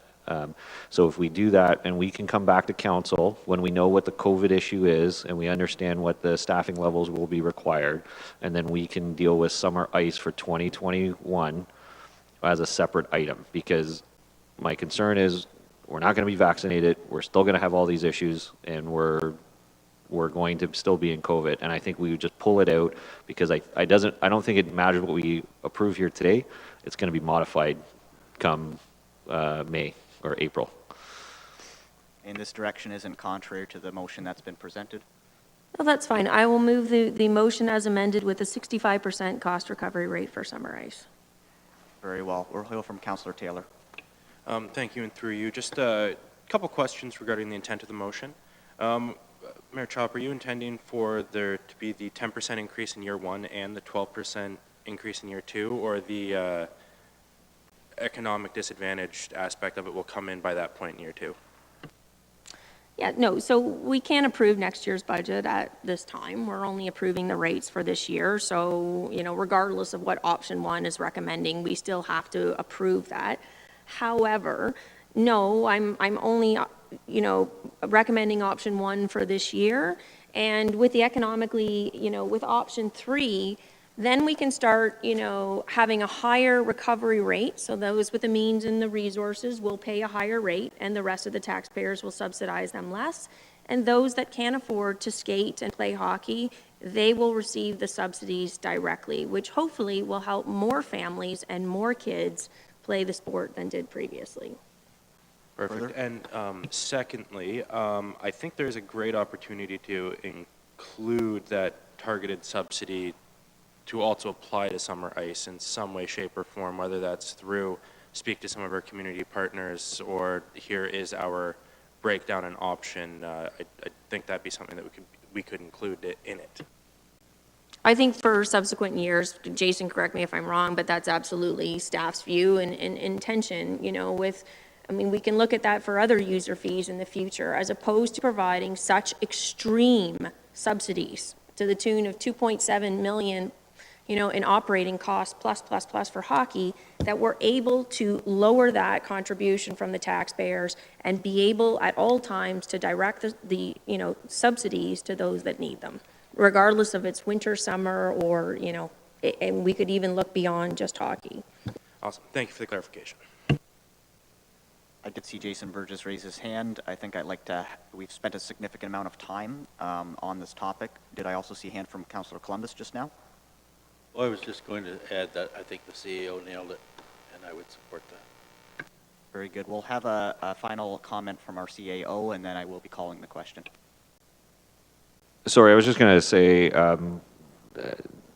I would agree with the mayor that I think targeted subsidies is, we actually talked about this at a meeting of this Simcoe Chamber. It is more bleeding edge as far as what municipalities are doing, and I think it's something that if we can do it with hockey, we would then certainly look to expand it to other services that we look at to make sure that taxpayer subsidy is going to maximize benefit for community members. So I would agree that if we can pull it off for hockey in Norfolk County, everything else would be a breeze, I think. Thank you, Jason. Well, with that in mind, we'll close our debate and we'll move for a vote. Seeing no objections, I will. Sorry. Councillor Martin has asked if we will be doing recorded votes. My intention is upon request. Would anyone like to request a recorded vote? Councillor Martin is indicating that she would prefer all of our options to be recorded votes, which is in order, and that is how we shall proceed. So with that, Andy, I'd like to call a recorded vote. Sorry, Councillor Columbus has a question. I thought recorded votes were only for full council and not committees, and this, it's labeled here, this is a budget committee.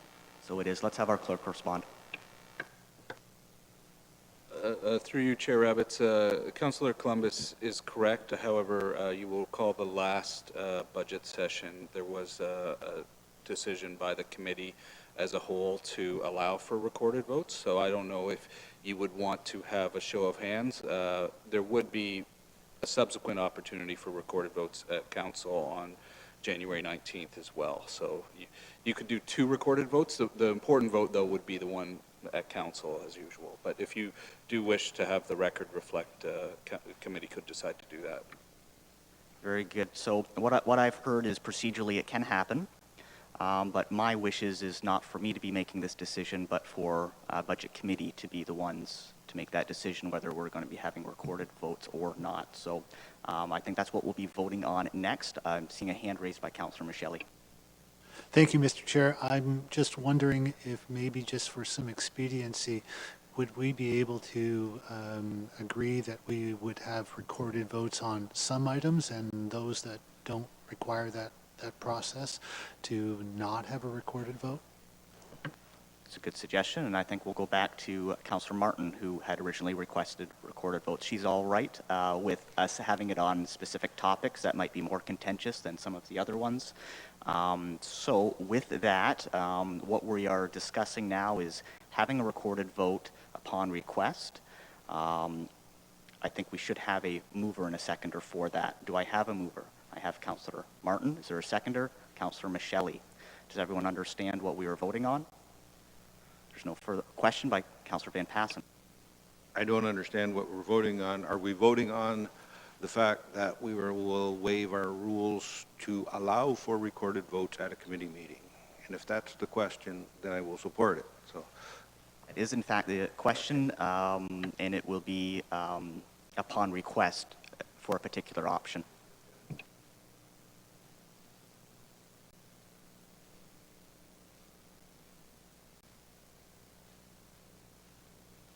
Oh, no, we won't go through the moving, the seconding each time, but we're acknowledging that we're not doing it for all of them. To waive the procedural bylaw to allow for recorded votes at a committee meeting. I'm seeing nodding heads. With that, I will call the question. All those in favor?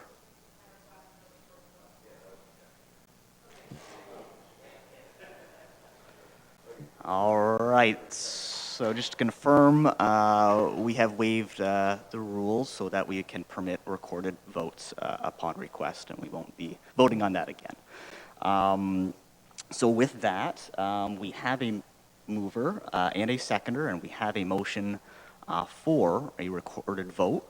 I'll pass it off to our clerk to officiate that. Terrific. So I'll just read it out. So we have what I have.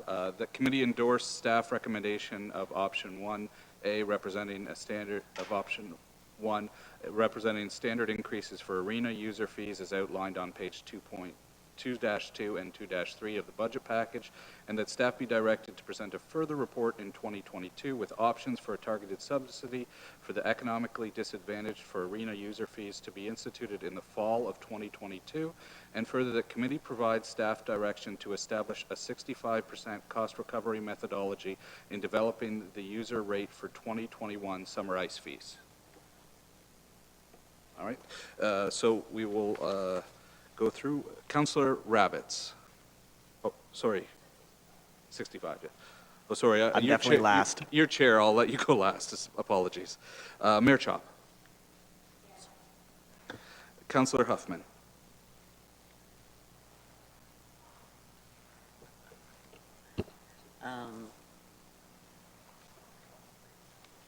Yes.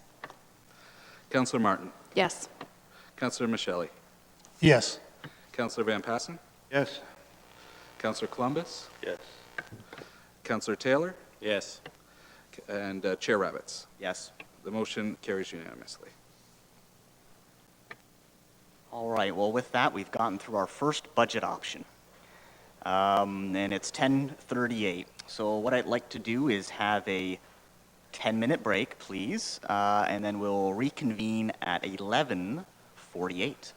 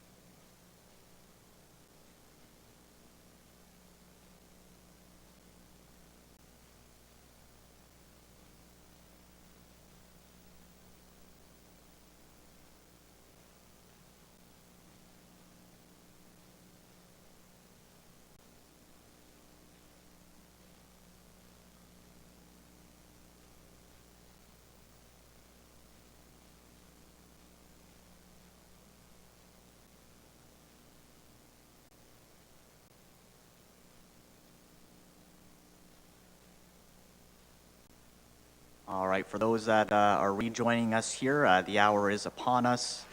Council is in the process of resuming their seats, as are our staff. If you could just afford us a couple more moments to get organized, we should be going here in a few minutes.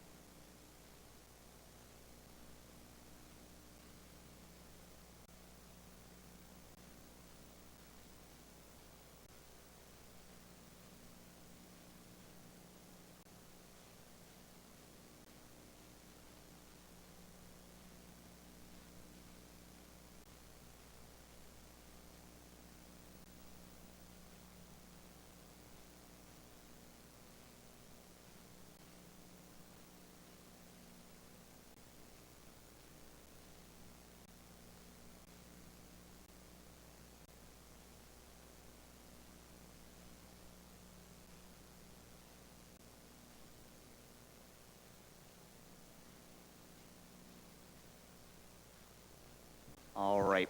Welcome back, everyone. Before we move to option 2, there was some direction provided by Councillor Van Passen, and our CAO Jason Burgess would just like to confirm with Council and the public the direction he has been provided. Thank you. Through the chair to committee, Councillor Van Passen had made the recommendation with regards to the committee funding that the solar panel project be used from that reserve funding that's being established of $100,000. I did confirm with Finance and Public Works we can accomplish that. So that's a slight change to it, and we'll treat it as direction, and we'll continue to move on in that method. Anything further from committee? Councillor Van Passen? Very good. He's pleased that that is the direction you had interpreted. What we will do next is we're going to move on to our second budget option. Number 2, donation revenue. Is there any questions of, Jason Burgess? Sorry, through the chair, we need to also do option 1B, which is the broader range of recreational user fees. We only did the hockey arena user fees as option 1A. Yeah, with 1A, not 1B.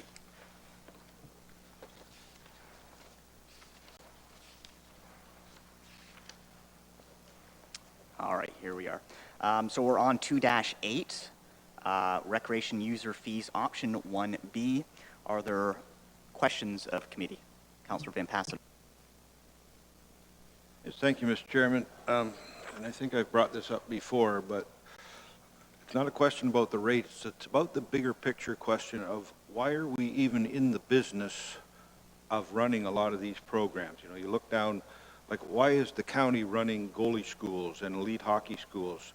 I don't think that we as a municipality should be in that business. We will offer the ice. There are other groups out there that should offer these type of programs. We just provide the ice for them.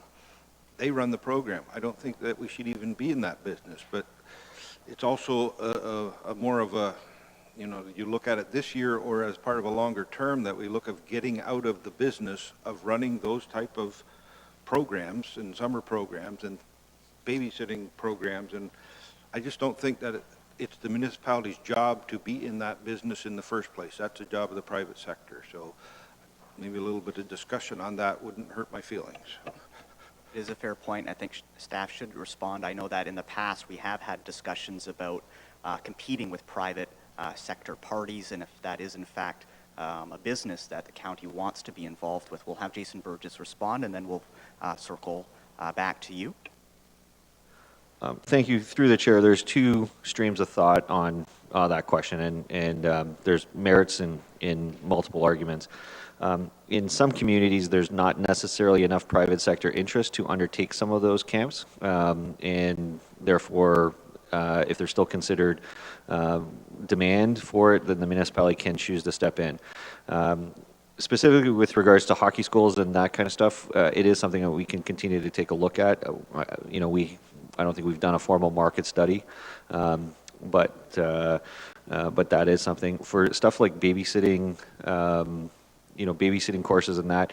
In many other communities, there's organizations like Big Brothers Big Sisters or the YMCA's that do undertake those, and those are things that we can continue to work with organizations to see if we can push some of that off. In some cases, actually, it may require the municipality to help fund a United Way or a Big Brothers to undertake some of that stuff because they don't necessarily have the resources or the capital to do it. So it is something we can take a further look into. So that would be my opening comments. I know Nikki's mic is working now, and I would like Nikki or Bill Cridlin to also provide additional comment to that. Thank you, Jason, through the committee chair. Yeah, we have, we've looked, I know it was mentioned, I think when this council first came in, we have no longer, we offer that activity. The public sector or private sector has been able to pick it up. We do also, Susie Ray, our programming supervisor, is in contact with other groups out there. And I think we like to say that we sometimes fill the niche that isn't out there. Obviously, if the private sector comes along, and in some of these cases, we are deemed to be in competition with them, or groups come in that can offer this, we have handed these activities off, and then we move on to other things. Like pickleball is one. I think we're still involved with some of those, but we'll often get a group up and running. And Stonebridge, for instance, was one that came in and took the program over in Port Rome. So we do offer a facility for that because not a lot of folks have a building that's suitable for pickleball. But we're kind of the seed to set a lot of these things. So I think my opinion is, yeah, we can definitely look at these. We do each year. There always is the back to the whole subsidy thing with any of the community. As the debate that council just had, which was a good debate on ice sheet, we subsidize that.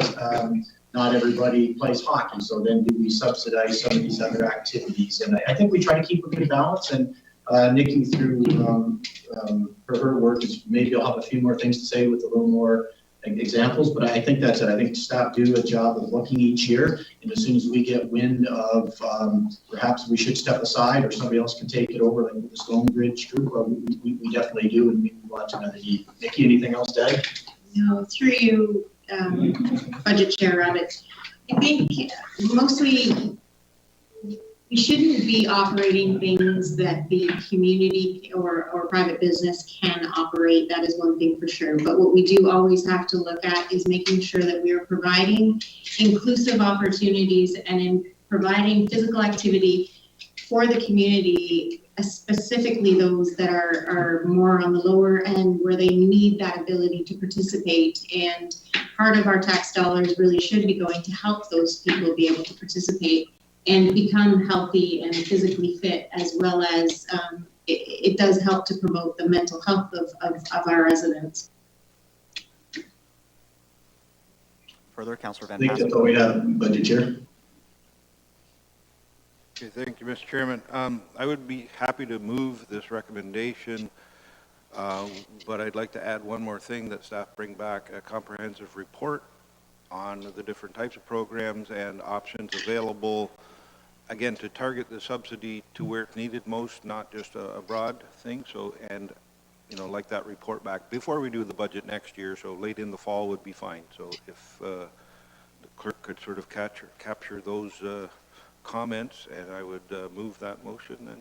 That would be in addition to staff's recommendation for a report to come back to council. Are any concerns with that? No, through the chair, we'll just add it to the arena ice report. I think it's just an expansion on that one, so we can take that as direction, and the clerk can capture that as an undertaking. Very good. Can we get confirmation of when we're to expect that report to come back? I'm going to look at the clerk. I believe in the original motion it said December of 2021 or prior to December of 2021. Through you, Chair Rabbits, I just left it in 2021 because sometimes staff get busy and it is actually in December sometimes for user fees. I would make the recommendation that if we want to put a time frame on it, we would say prior to December, because then that way it's before the budget process happens. So. Very good. We'll now hear from Councillor Columbus. Yes, one time in the past, I recall where the county was even giving golf lessons and kayaking. Is that anywhere? Yeah, tennis. It's not in here, but is that somewhere in another part of a document? Through the chair, I'll start, and Ms. Lowe can add to it. It's part of our summer camp program. So this year we did run some successful golf, but they're designed as summer camp programs. But I'll let Ms. Lowe confirm that information. Through you, Chair Rabbit. Yes, that is absolutely correct. The rates for the camps, the tennis camps, the sports camps are all part of our summer program rates and fees. And it is under item number 74 and 75. Thank you. Further, Councillor Columbus? So I take it that will also be looked at, Mr. CEO? Sorry, that is correct. We can certainly take a look at all those camps. In some communities, because of the cost, it does provide children opportunities to play sports that they wouldn't normally play, so that's why they do it through the summer camp program, because golf or tennis are not sports sometimes kids can easily access.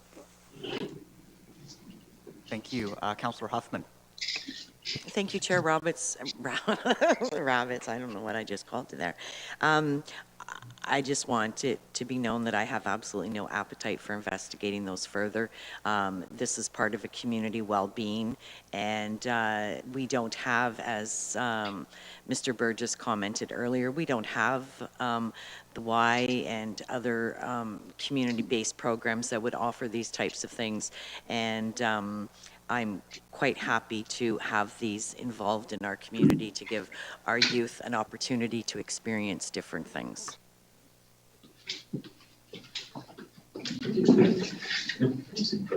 Thank you. Are there further questions of committee regarding option 1B?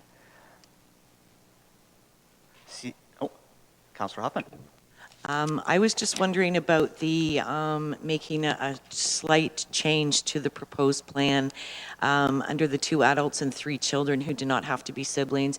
If we could do the 2 adults and 4 children who do not need to be siblings, changing the 3 children to 4. All right, so we've entered into debate, and we do have a motion that was moved by, that's quite all right. It's my job here to keep us on the rails. And we've got a motion by Councillor Van Passen that does not have a seconder. And then once we get that seconder, we can absolutely entertain that amendment. Is there a seconder to Councillor Van Passen's motion? There is. Mayor Chop. Now, if you'd like to, I apologize, to re-articulate your proposed amendment, and we'll check with the mover. Thank you, Chair Rabbits. My proposed amendment is on 2-8, where it specifies that the family passes be an amendment to limit them to 2 adults and 3 children. The 3 children do not have to be siblings. I would like to increase that 3 children to 4 children. Is that acceptable to the mover?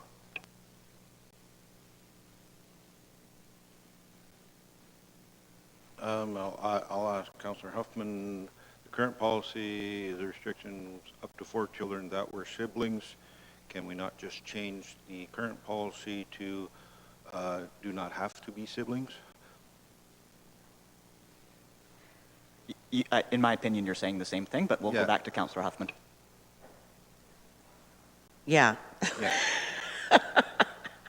Perfect. But just changing the policy once, not twice. Okay. Yeah, for members of the public, we're simply, the limitation with that policy, from my perspective, and please correct me if I'm wrong, is that it was restrictive to only family members that had siblings, and that would not allow someone to bring, say, their child's friend or, their surrogate parents or big brothers, big sisters, that type of thing. They'd have to be limited to their family unit, right, with the wording of the siblings. Councillor Van Passen? Well, I think also with society's changes over the last 100 years, there's a lot more blended families, which, technically are not siblings, but in reality they are, and it sort of meets that group as well. Very good. We'll check with the seconder if there's any concerns. Mayor Chop? No concerns there. Very good. Is there any further discussion on the amended motion? Seeing none, do we have any requests for a recorded vote? Seeing none, we will call the question. All those in favor? So carried unanimously. With that, we'll now move on to option 2, donation revenue. We are, of course, under the revenue stream of our options. Are there any questions of committee regarding this option?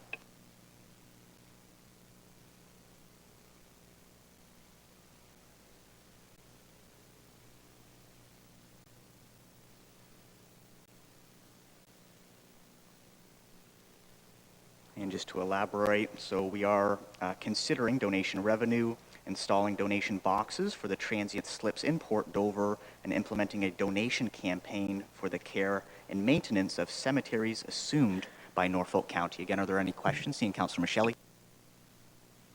Thank you, Chair Rabbits.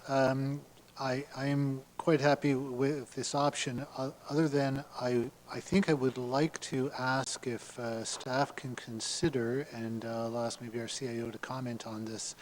I do like the idea of donation boxes at cemeteries and marinas.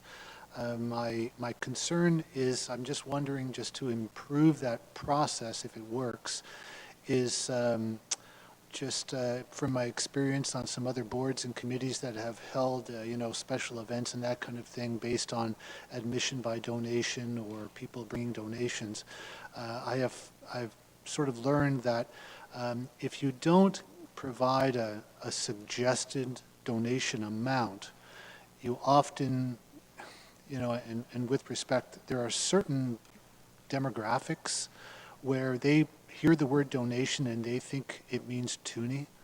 And I think there, in some of these areas, perhaps we would want to suggest, because people, honestly don't know what a reasonable donation might be, and they'd be quite happy to pay it if they knew, but they also don't want to overdo it if they don't think it's appropriate. So maybe if there was some signage or some kind of documentation that would suggest what the preferred or suggested donation amount would be, I think that might be helpful, because I know that one of the risks in this option is that we don't know what the revenue will be, and it may come well short of the funding that we maybe anticipate getting. So I'm just wondering if that would be a reasonable suggestion to have staff think about using suggested amounts for the donations.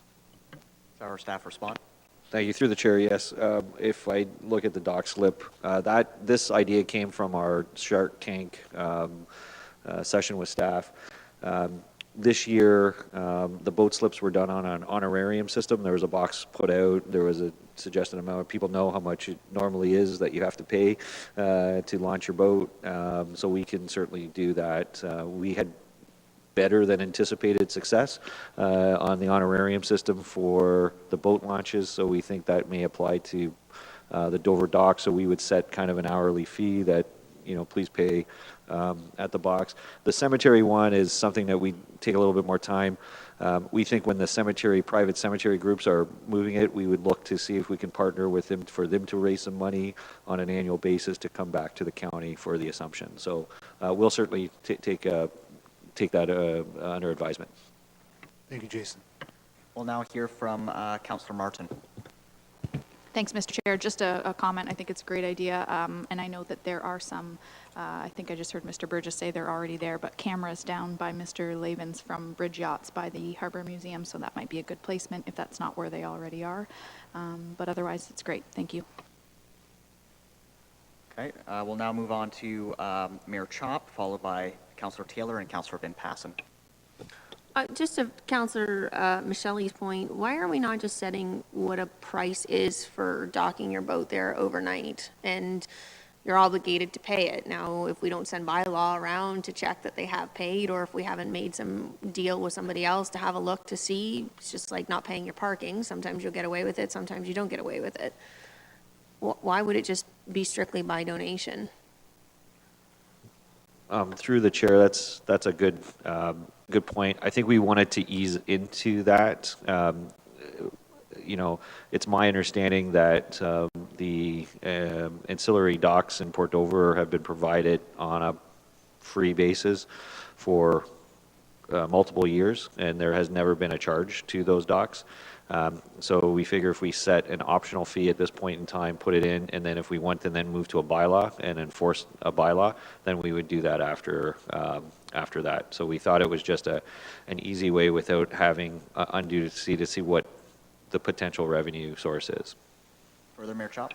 Yeah, to me, I would set a fee, and like Councillor Michelli said, we're now charging 20, whether that's codified in a bylaw or not. If somebody wants to investigate further, if somebody doesn't want to pay their $20 until the bylaw is actually in place, that's a different story.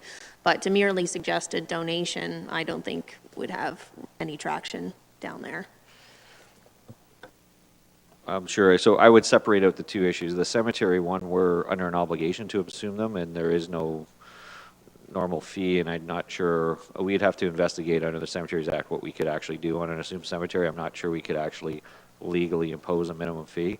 On the docking, we would, I think, be within our rights to impose a fee and put it in our user fee bylaw. Further, Mayor Chop? Yeah, I think that's more than fair. I think the cemetery is a little bit different. I think, you know, whatever somebody wants to contribute to the cemeteries, they would do just... But in terms of the boating, I think we're just talking about overnight dockage as well, not daytime stopping. The intent was both. Like if someone stopped for a few hours, if they wanted to, you know, a few hours go for lunch, and if they so inclined to say, yeah, okay, I'll throw a couple of bucks in for my rental or my parking space of the dock, it was intended to capture both overnight and any kind of you know, transient docking fee in the Dover amount. We're open to suggestions. For the record, we've assumed zero revenue on this assumption in the budget. So whatever we get is bonus to the budget calculation. So we're fine if you'd like to set a fee, and we would be more than happy to take suggestion from council and put that as a bylaw fee. Very good. We'll hear next from Councillor Taylor. Thank you, Chair Abbottson, through you. I don't know how much setting up something like this might cost, but on that signage, instead of just having a box that they're able to throw a couple bucks in, that kind of thing, but having a scannable code on the actual sign, so if someone doesn't have cash on them or anything like that, they're able to scan it on their phone. It'll take them to an internal page on the site that they're able to, while they're standing there, they can put their credit card information in and donate that way as well. Just a suggestion. Don't know how, no idea how much that might cost. I'm seeing a nod that would be possible. Yeah, it's something we can look at. It was something that if we were moving ahead with the parking and metering of parking, we would have went with an electronic payment system. So we can certainly take a look at that. All right, next we'll hear from Councillor Van Passen and then Councillor Columbus.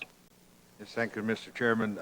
Those were the sort of comments I scribbled in my book a long time ago that see if we got some old parking meters out in the warehouse somewhere that you could throw it by the docks, or include that as part of a parking study if we get around to doing it, and would be the same as parking your car. You scan the code or do whatever. So I think you're on the right track there, but the set fee is better than asking for a donation. Next we'll hear from Councillor Columbus. Thank you, Mr. Chair. It's noted here as abandoned cemeteries. Are there any burials still taking place in our abandoned cemeteries? I'll have Mr. Cridlin comment on that. Usually what happens is a cemetery is quote-unquote abandoned, means the group is no longer able to maintain the cemetery. It becomes assumed by the municipality. Thank you, through the budget chair. Yeah, the staff are talking here, maybe the wording, you know, the abandoned cemeteries aren't needed. I think what staff had thought is if council is supportive of whether we, I guess in cemeteries it would be a donation box, we would probably start with maybe some of our larger, well-used cemeteries. And I guess Oakwood would come to mind with staff, because that park is used obviously for cemetery first and foremost, but people use it for recreational walking, running. At times there's complaints it's almost a dog park. It's a beautiful area surrounded by some residential stuff, so it does get a lot of use. So we sort of envision starting there. We also think that we probably need to get the comms communications group involved, because I don't know if the average person on the street understands what it costs to carry on with cemetery works. I mean, we all buy plots and pay for burials of our loved ones, but once they're, the municipality, if we own that, like we're, I don't like saying the hook, we're responsible for keeping the grass cut, all the repairs that go into that cemetery. So we thought some type of media to let people know that it's not just a grab, it's actually costs a lot of money, and if you're there enjoying it and you have loved ones there, that perhaps you would throw a donation in the box. So I can't see with, we have a large number of cemeteries, we would probably start with our more predominant well-used ones, see how it goes, and branch out from there. So I hope I've answered the question. Back to the councillor. Well, Bill, I asked the question about whether there are any burials in this day and age at abandoned cemeteries, or are they completely abandoned without any burials? Could be. We're just chatting. For the most part, no is the answer to your question. However, as we take and assume some of these, there are individuals that could have purchased some plots. So it's not a hard and fast answer, but I think no is if they're abandoned, there are no burials. And staff are talking that here, but we have so many coming our way, and they're in different basically levels until they get to us. So again, maybe I kind of skirted that. We can send an email with a little more information. That would be great, Bill. Thanks. Yeah. Thank you, Councillor Columbus. And Bill, next we'll move to Mayor Chop. Very well. Are there further questions of committee? Okay, seeing none at this time. Councillor Columbus? Sorry, Councillor Van Passen? I will move the recommendation with the direction provided regarding the suggested price tags. So for clarity, what staff will do is they will bring back an amended bylaw structure for final approval at council. So we'll take it as direction here, and we'll insert an amount to be determined for dockage charges in Port Dover in that bylaw. Very good. And we have a seconder for that? Councillor Martin? Is there anyone that wishes, or is there any further discussion, I should say? Very well. Is there any request for a recorded vote? Seeing none, I will call the question. All those in favor? So carried unanimously. All right, look at that. 1 and 2. We're on to 3. This one is going to require a little bit of unpackaging. There's 3A, 3B, and 3C. We're going to, of course, start with 3A.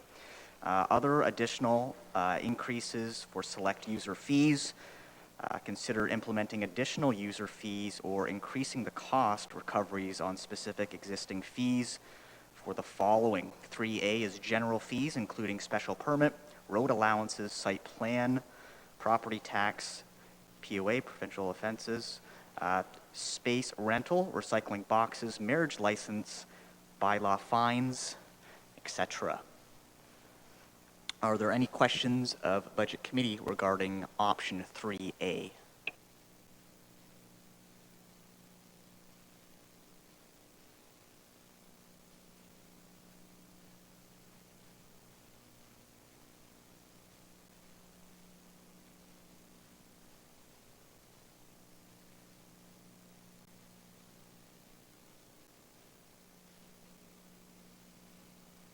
Giving everyone an opportunity to read. And we do have a question from Councillor Van Passen. I'm ready to move the recommendation, Mr. Chairman. Very well. Again, if we're not if we're not asking for an amendment or an alternative, it will be considered adopted. And again, I will ask before we move on to the next option. So is anyone wishing to present an alternative or amend staff's recommendation? Seeing none, it will be considered adopted and is endorsed by Councillor Van Passen. We'll move on to our next option then, that is 3B. And this is concerning marina fees as directed by Council. Are there any questions from Budget Committee?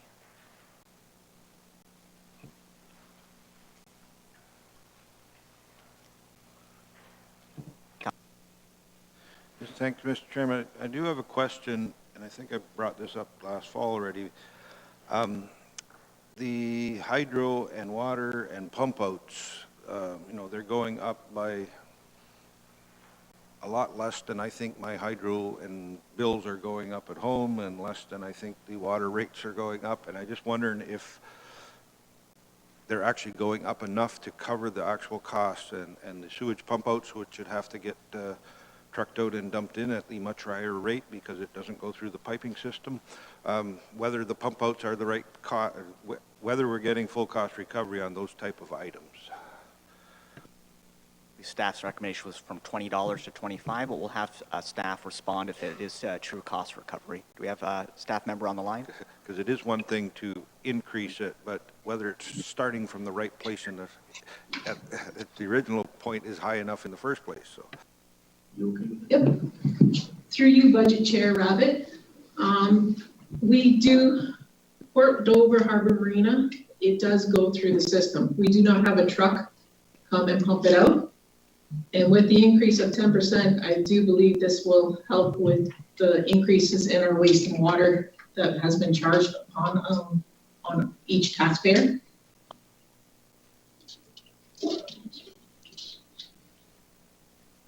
Satisfactory, Councillor Van Passen, or further? That's as long as they're again, it's the difference between raising the rate equivalent to what the rate went up, but if the rate wasn't right in the first place, as long as they verified that they are getting cost recovery on those type of items, I'm good with that. Further questions of Budget Committee for option 3B, marina fees? Mayor Chop. Thank you. So I just want to verify while we have Janet that a full analysis was done with all of the with all of the other private marinas in Norfolk County. That's correct. Okay. And then for this coming season, we still have no idea with COVID. We just discussed it with hockey, what could happen again. I just want to ensure that, those private businesses that took a deposit on their slips, they did not, from the ones that I spoke with, there was no carryover to the next season. So unfortunately, that commitment had already been made, but I don't think that should be a responsibility of the taxpayer, especially when I think boat sales have skyrocketed since, since we've been faced with COVID. So to me, you put the deposit, if you're not going to take the slip, you're going to lose it. So I'm just wondering what your intention is for 2021 if we are still facing COVID pressures.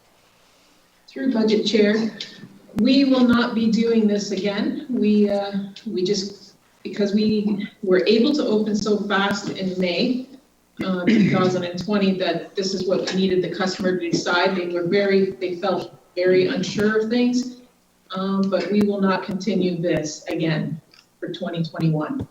Thanks, Janet.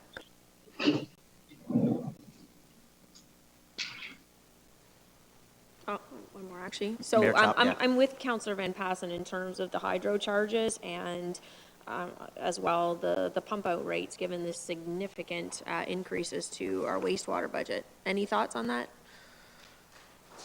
I'll start and I'll have Janet or Bill provide additional comment. I think with the changes that are going on in our water and wastewater budget and the increases that we're seeing there that's mandated, what we will do is each year we'll undertake a review of our total cost and our percentage of cost recovery and report that back to council. We weren't able to undertake that analysis this year. The other challenge that we have is in the marina, a lot of the costs are commingled and it's hard to actually separate out some of the cost. So we need to do a bit better. Analysis of what is the actual cost to a particular user and user fee service. So we've increased substantial rates here, but we do believe that there needs to be a bit more analysis to confirm some of these rate increases going forward. Yeah, like when you talk about cost recovery, none of those costs should be on a, remotely subsidized by a Norfolk County taxpayer. I mean, it should all be a net positive gain of what we're seeing, or at breaking even on the hydro side of things. But, it just goes further. We've been talking, and Bill, you might be able to provide, some comments here. Since this council was elected, we have been talking over and over and over about, the possibility of installing hydrometers and so on and so forth. Yet we're in year 3, we're still not seeing, a reflection in the changes in hydro rates and so on. To me, that is something that even that council, strategic, well, a little bit different. We would have significant marina reserves, I suppose, but there would have been a way, there is funding there that could have been used from the marine reserve accounts to be able to go and put some hydrometers in and so on, and actually, ensure that the taxpayers aren't subsidizing the marina at all. Yeah, through the chair to the mayor. I know this has come up, and staff have looked into it, and it is going to be, I think I can speak here, and if I am wrong, I'll stand corrected, that most marinas, or any marinas that Janet and her staff reached out to, don't necessarily meter every dock, maybe, or not every boat slip or dock. So then you get into the whole idea of 450 meters, running all the wires, and how do you get it? We just afraid our initial, when we looked at this, the rate of return on this would be years to get back, unless you turned around and then said for each boat dock, if it's $1,000 per meter with wiring and cable, and that may be over for some or under for others. Do you pass that directly on to them for the meter, or how that works? So I think what staff have then went back to is just looking at what everybody else seems to charge, and within that they have a hydro charge, and as long as we're compatible or competing with them, and we're not way under, which I don't believe we are, we feel that's our best way to ensure that we are covering our hydro costs. So, if it's councils, because I know it's been mentioned a couple times, and I'm maybe kind of skirting the answer, but unless we get some direct direction to actually go out and have a electrical engineer or electrical company to come in and get an idea of what to install meters and how you put them on the floating docks and all the wiring. Maybe that's a process to go through, but staff really feel that cost would be really almost astronomical for a marina, and then to try to get your return on investment on that. So I think that's where we are with that. And that's fair enough. I just think that it would be easy enough to, a back of the envelope kind of thing of knowing what our hydro costs are there, and be able to show us then that the hydro charge that we're applying is enough to cover it. The challenge is the hydro rates from 15 years ago, when you're only seeing nominal increases to them, not only have hydro rates gone up substantially, you're also seeing a change where everybody's using their boats as their cottage. They're leaving and going home, and there's no incentive for them to turn off their air conditioners and so on and so forth. So that's where I just like Councillor Van Passen's comments, I'm not sure that those increases have kept pace with the boating realities. Okay, fair enough. Our staff will take that, and we will get a little further and report back to council as the year goes on. We hear council. Thank you. Yeah, through the chair, that's what I was trying to comment on before. What we'll do is what's called a backflush costing analysis. We'll have finance do that. It's not perfect, but what you do is you take all the costs in a pool, so all the hydro costs for the marina, and then you say, well, how much of that cost have we recovered if we assumed a percentage of some of these charges, which are commingled, comes back. So there is more substantive financial analysis work that needs to be undertaken to meet that request, and we just never had time this year to do that, and we'll do that next year. Very good. Further, Mayor Chop? Any further questions regarding option 3B before I ask if there's any alternatives or amendments? Seeing no further questions, I will ask at this time if there are any amendments or alternatives that Budget Committee wish to present. Otherwise, we will assume that staff's recommendation is endorsed. Seeing no hands, 3B is considered adopted. We'll now move on to option 3C. This is seasonal housing and other inspections This is regarding bunkhouse inspections. We're on page 2-35, option 3C, Haldeman Norfolk Health Unit Inspection User Fees. Are there questions of Budget Committee for staff? Seeing first Councillor Columbus. Mr. Chair, as a representative of the Agricultural Advisory Board, I have been receiving numerous calls in the last few days, right up until a couple this morning, and we've had some letters about this from our leading edge growers, particularly in the fruit and vegetable industry. And they're aware of this full cost recovery down the road of $667.93 per unit. And it's quite hot, a lot of talk about this out in the countryside where they believe this is excessive. And primarily what they're looking for is a detailed breakdown of how staff or someone came up with that number. Where are the details to it? And we don't have them in our binder. And that's probably the number one criteria that we all need before we move on with a recommendation. Staff respond? Thank you, Mr. Chairman. Sorry, we're going to have staff respond, and then we'll go to you'll be next in the queue. Sorry, Councillor Van But Passen. could I just add to that, Mr. You may. Chairman? Because that's my question was, what is enhanced protocols? I don't understand what that is.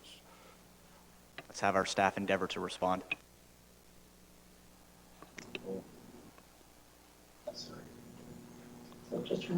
Okay, they're on.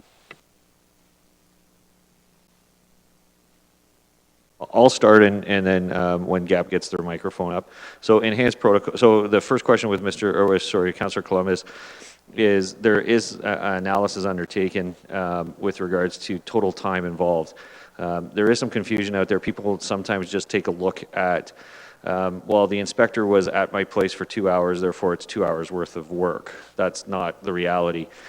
Before the inspector gets out there, he's had to pull plans, review plans, and then you got drive time, and then you have to come back, complete a file, and file it, and then all the administration costs on top of that.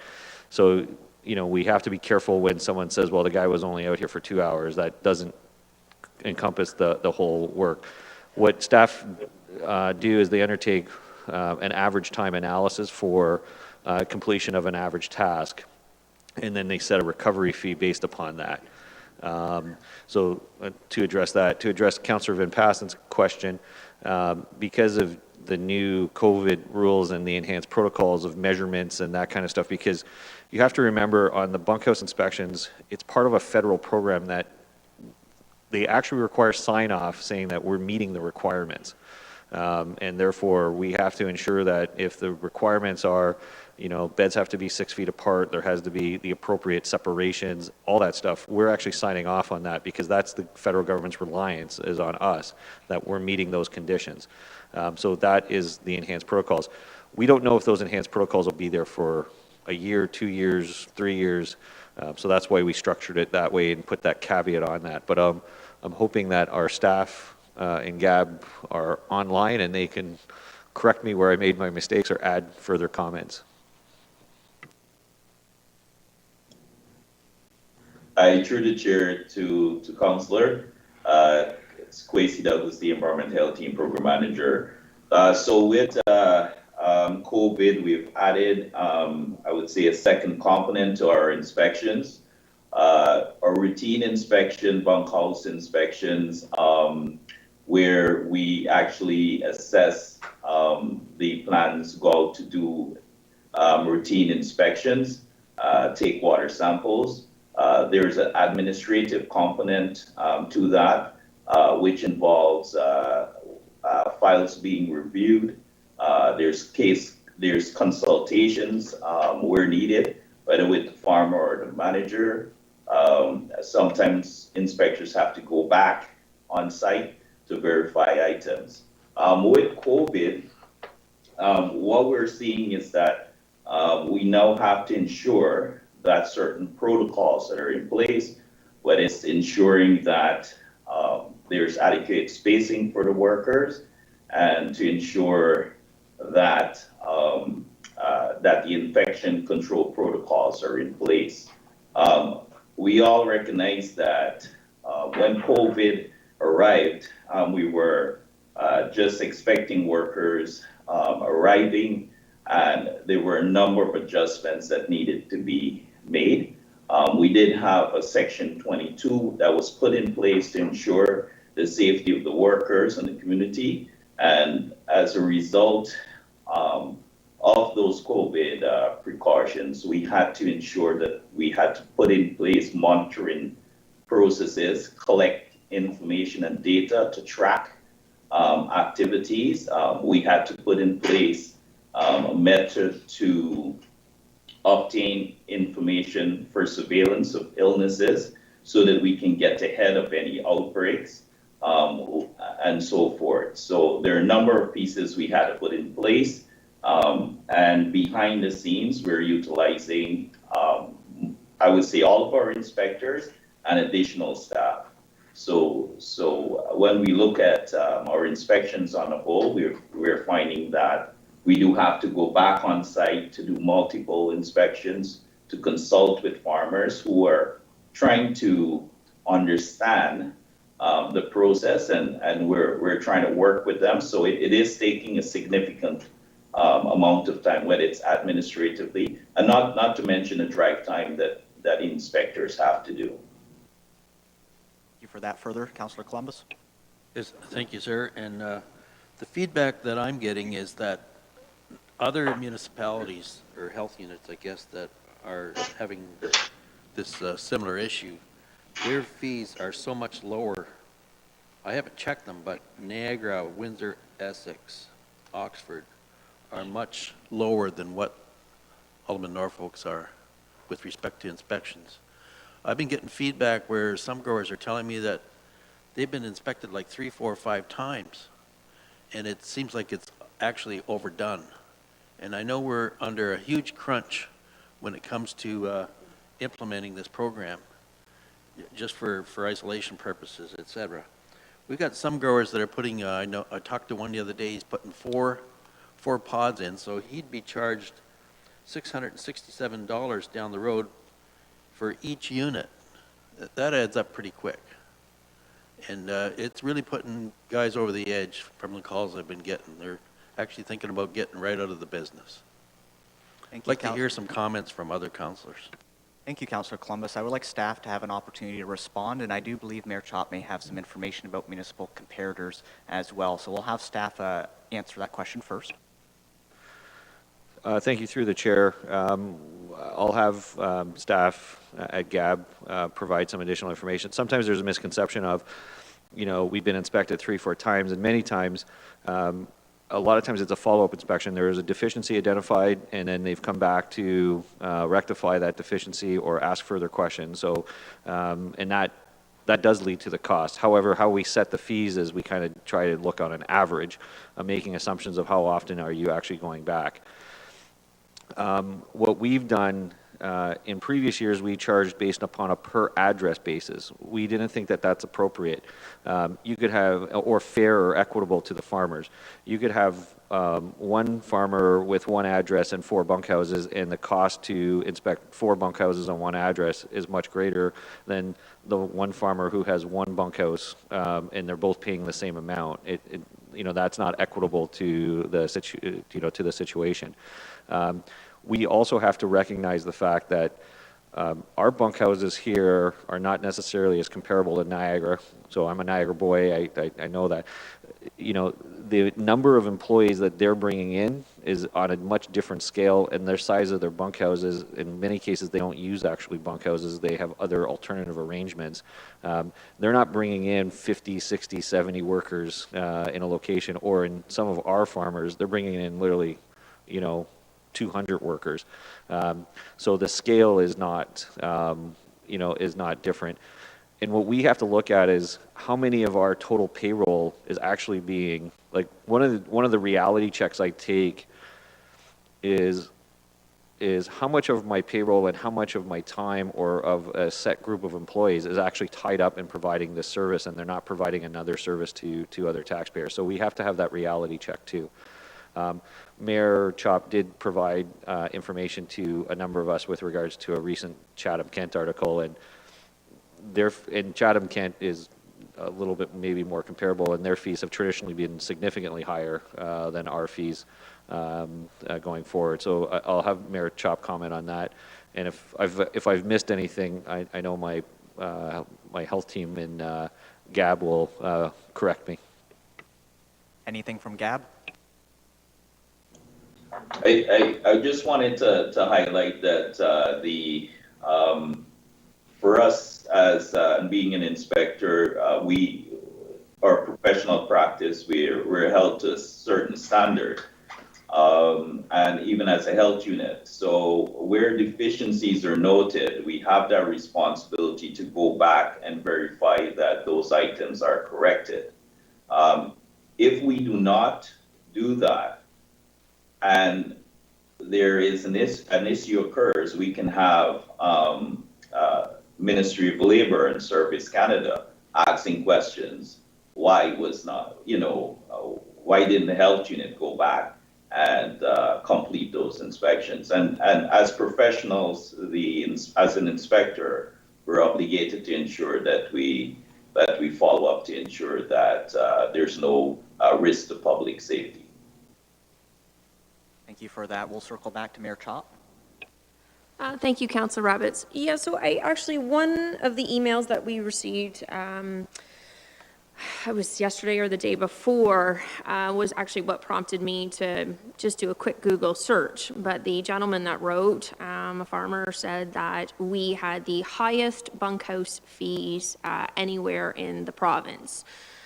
So within 2 seconds on Google, an article came up from Chatham-Kent, where they pay almost $600, and that was back in 2019, so prior to COVID. Their bunkhouse fees, like Jason said, are I believe it's 589, I think, for an initial. Sorry, 519 for an initial inspection and 331 for annual renewal. Says right on there that the fees are cost recovery, and they have been charged since 2001 there. Looking back to Norfolk County in that same search, it showed that the fees here way back in 2000, prior to 2007, actually used to be higher, and council in 2007 reduced them from, I think it was somewhere around 125 back at the time. So back prior to 2007, everybody was paying 125, and somehow that fee was reduced, and it's never come back up. Just like everything else we're doing, it should be for planning applications, we're on a cost recovery basis. And I think the same thing, in terms of the agricultural industry, we have a lot of people out there right now that haven't even been able to open their doors for their business, or barely open them this past year. Their doors are shuttering, are still expected to pay their property taxes and so on, and maintain their costs. This is a cost of doing business. The inspections have to happen. I don't think it's right that all taxpayers should be subsidizing a private enterprise in the same way that I don't think Norfolk County should be competing in the recreational space with private enterprises.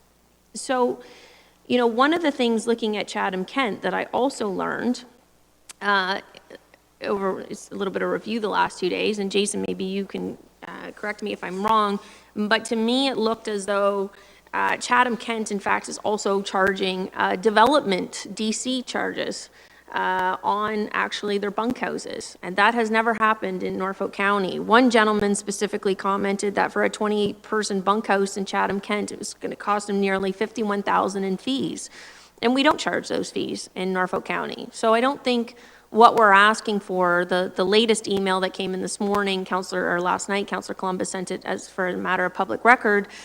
The gentleman said that he had brought in 58 workers, 58 migrant workers, and, suggesting that the $2,400 for the 4 bunkhouse inspections was going to somehow break the operation. If you're bringing in 58 migrant workers for your farming operation, $2,400 is not breaking the bank. That is not going to get you out of farming. That said, I think that there is merit to what Chatham-Kent is doing in terms of having an upfront, an initial inspection fee, and then having a reduced subsequent renewal fee. Yes, many of these bunkhouses have already had an initial inspection. However, I would treat this year really as the initial inspection for all, because the inspections are much more significant this year than they ever have been before, with having to measure distances between bunk beds and so on and so forth. So there is a lot of work involved for our staff, and ultimately, I think if we start doing this on a cost recovery basis and we better fund it, hopefully then, once there's revenue coming in, we can better allocate resources and hire additional resources, even if we need to ensure that, they're getting the services that we need. But we can't hire more staff to do more inspections to make things happen faster at a greater cost to the taxpayers than what they're already facing. So I would be amenable to having a fee for this year, but then looking at a significant reduction in an annual renewal because the inspection would be so much quicker, ideally, in future years. Staff response or an opportunity? I'd like to consult with staff a little bit further on that. It's an interesting view. It is true. I think renewal fees, because there's the upfront time has already been invested to create a file. The first thing inspectors do is go grab the file, right? So they're in my accounting head, my logic head, there's merit to that approach. I would just like to consult with staff a little bit on how we would execute that, a split fee approach. Thank you. We'll circle back to Councillor Columbus, is where this discussion originated. Thank you, Mr. Chair. Is this fee includes health unit staff, but I recall we had a meeting back in the summer where there was a lot of bylaw people moved over to do some of this work. Is that all included in this fee, the proposed fee of $327? Or can this all be streamlined? I know we had a huge debate about trying to reduce the number of staff at one time to look after this program. And there was another thing I wanted to raise. I just can't think of it right now. But, oh yeah, is there an opportunity to contract this out? Some growers have asked me to streamline the process. So that's a lot bundled in a question. So the first question is with regards to supplementing health unit staff. Yes, we are trying because the agricultural community has made it very much aware that we need to process their applications quickly, and we are looking to upstaff in that area. I'll have the health unit comment on that. I'm unsure about being able to outsource this. I believe there are regulatory requirements, so if you did an outsourcing, those people would have to have the right professional designations to sign off on the appropriate inspections, and then we would have to have some type of system in place, if it is allowed, to monitor and verify that they're meeting those requirements. But I would have staff comment on that, and I think I think you had a third one in between. Maybe not. Okay, I'll have staff from GAB provide further comment on that. Thank you. Through the chair, it's Marlene speaking. So thank you for your comments, Mr. Burgess, and I would concur. The only additional comment I would add was to the second part of Councillor Columbus's question with the contracting out, and we would need to continue to adhere to our respective collective agreements. So contracting out would likely not be an option for this particular task. Further, Councillor Columbus?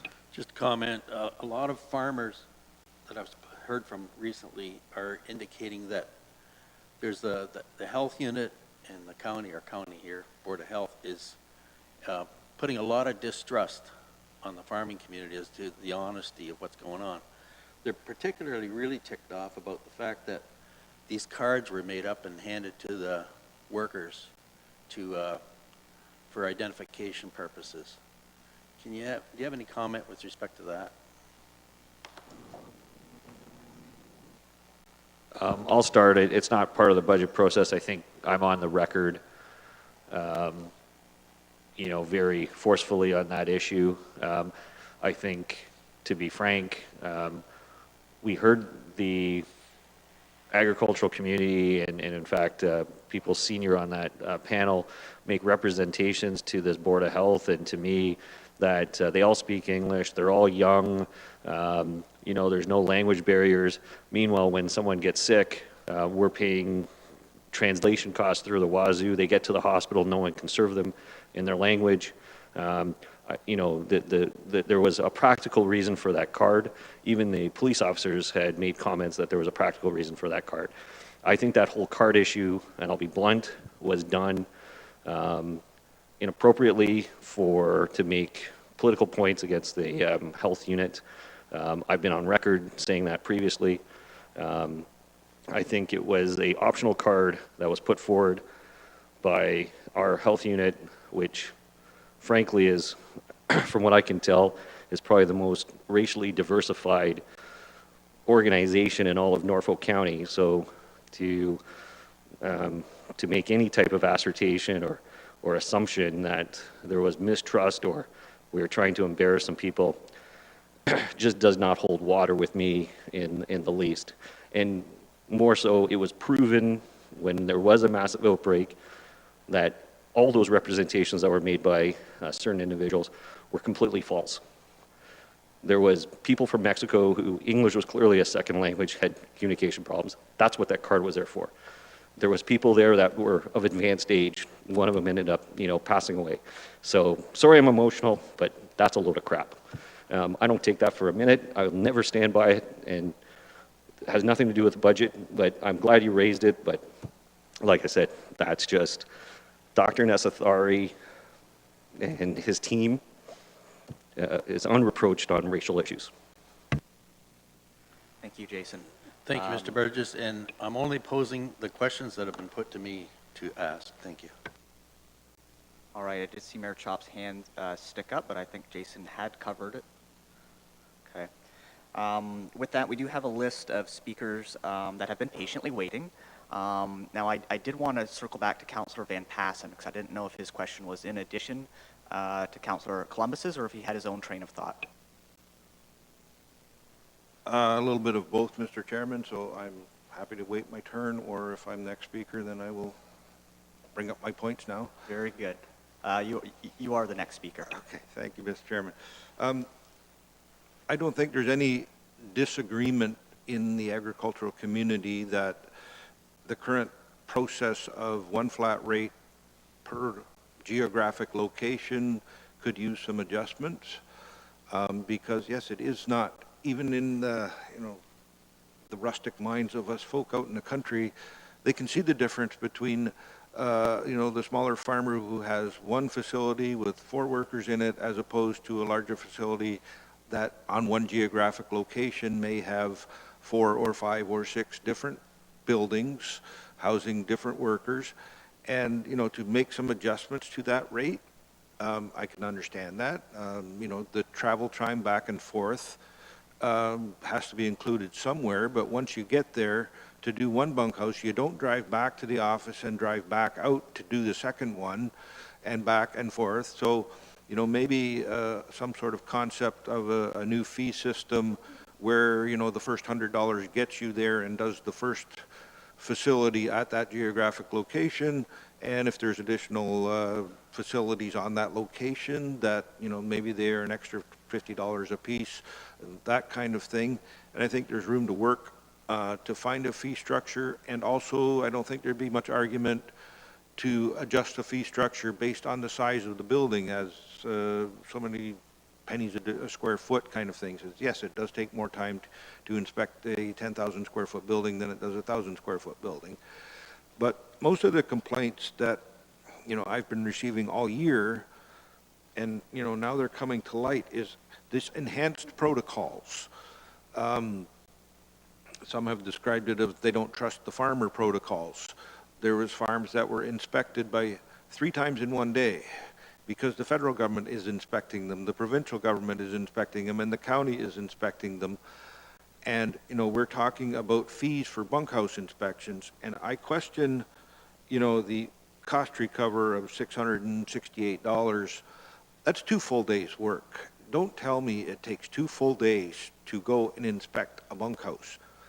I'm assuming, my only assumption, because it just can't possibly take that long, is that a lot of the reasons they went out had more to do with the health of the people rather than the inspection of the bunkhouse. And I think those costs might have got blended in together, and, you know, they took the total cost by the number of bunkhouses and say, well, here's what the average bunkhouse costs. So I suspect that maybe the calculations are somewhat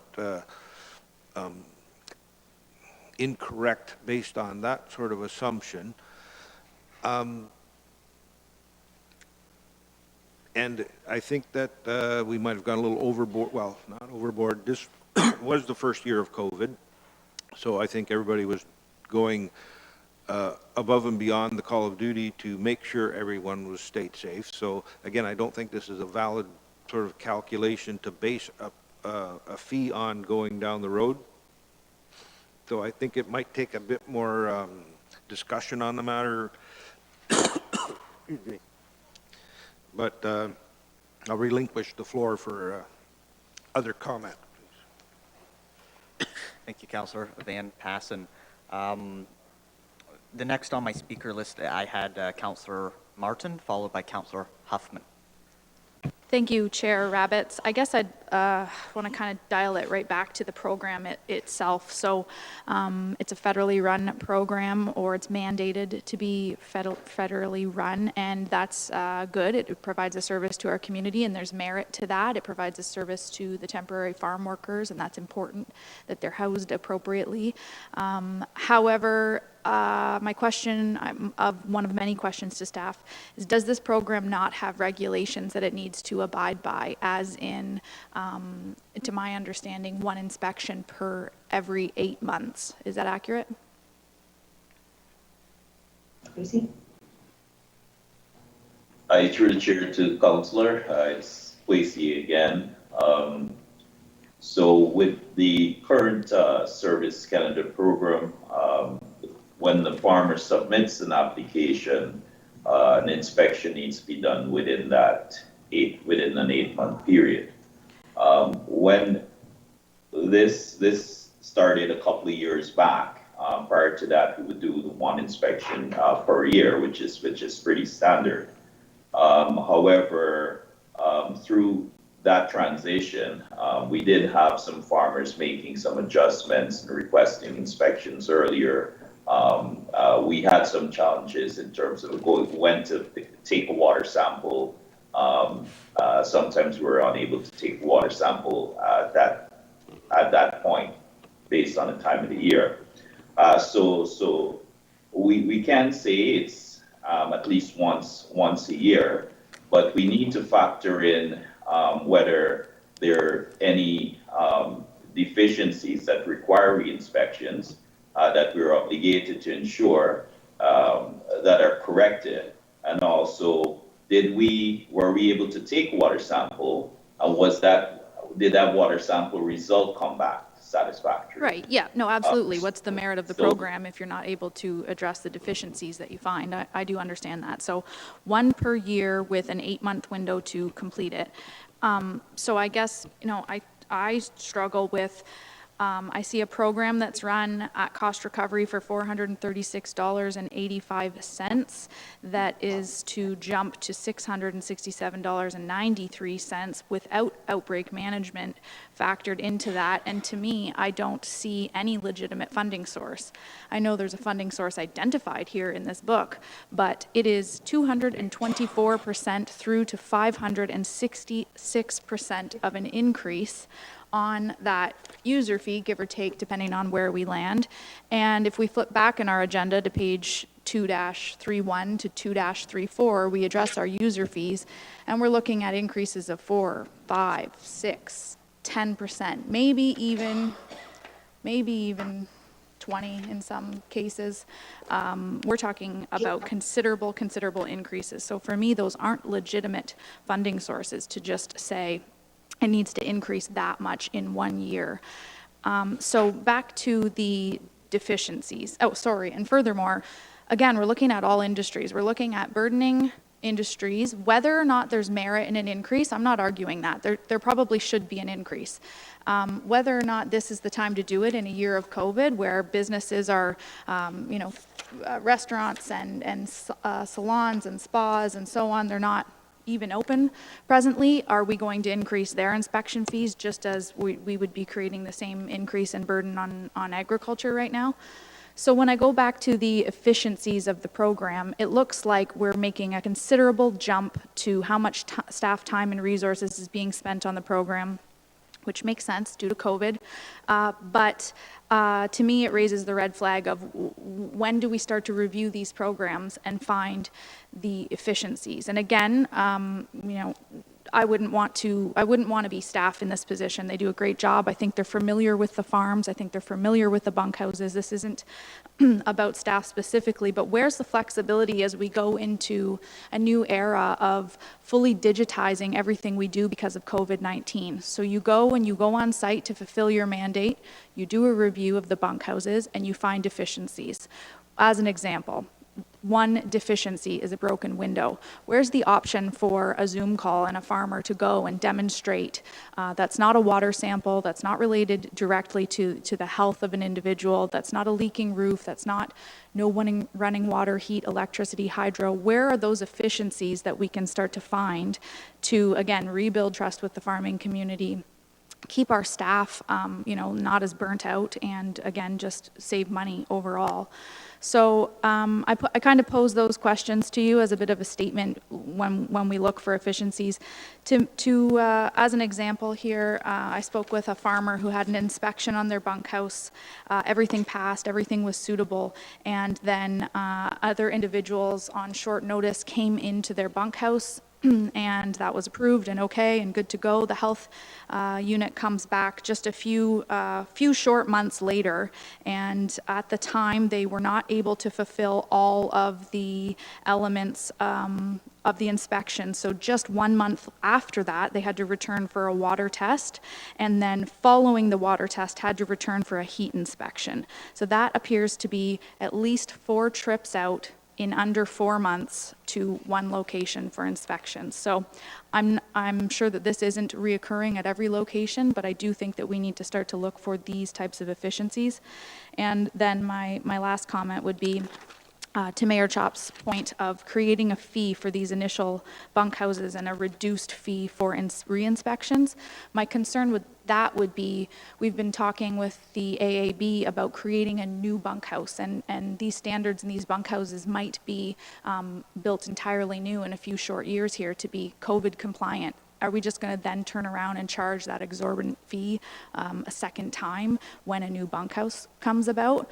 I would rather see a reasonable increase. Everyone has to pay their way this year, and for many years to come, our budget is not in a good position, but I would rather see a reasonable increase to bunkhouse inspections, leave it as a per address, sit back down around this table and consult with the AAB, consult with various other communities to see how we can go about this. And re-inspection rates, I'd like to see them be more efficient, more reasonable, and page 2-39 suggests that we should do re-inspections at a cost recovery with a COVID surcharge of 40 some odd dollars. $22.50. I'd even suggest a re-inspection fee could be $50.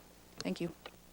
Thank you, Councillor Martin. There is quite a bit to unpackage there. We're going to go first to our CAO, and then we'll likely be going back to Gilbertson Administration Building for our staff to respond there as well. I just want to make sure council or committee is clear on staff's recommendation. Staff's recommendation is option 2, which is only to increase the bunkhouse inspection fee that's traditionally been on the books by 2%, and to look to bring in this new model next year.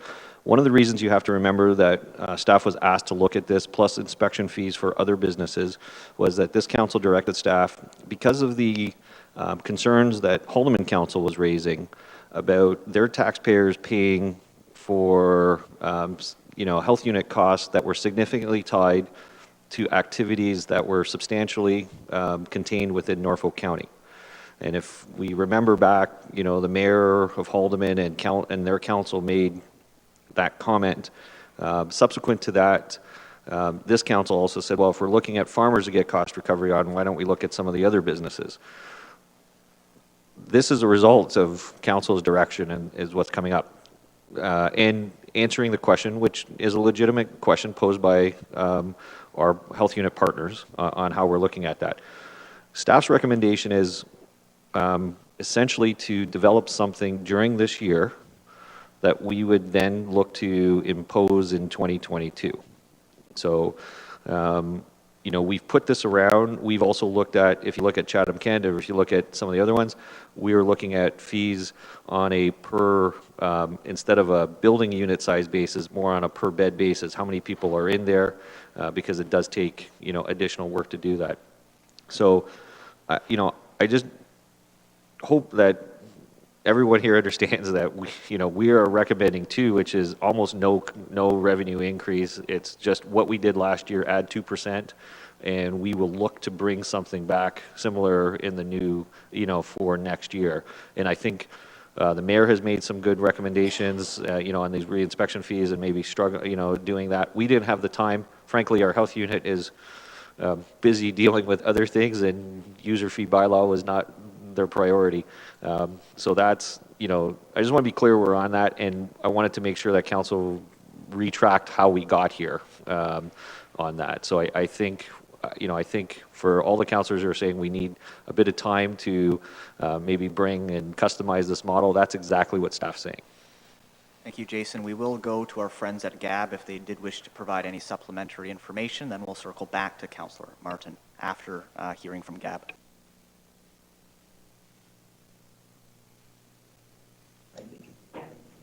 I think it has been covered. It's covered everything. I think we kind of we opened Pandora's box.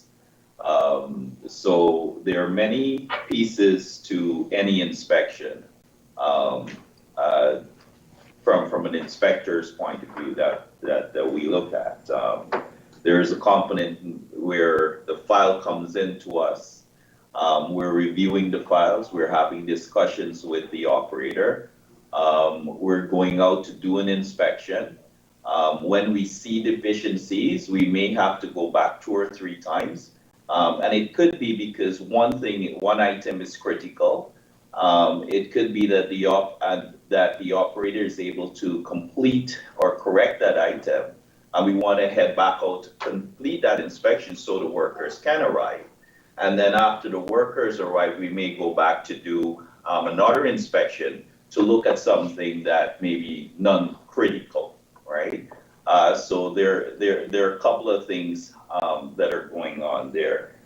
So I just wanted to note, just to make that point.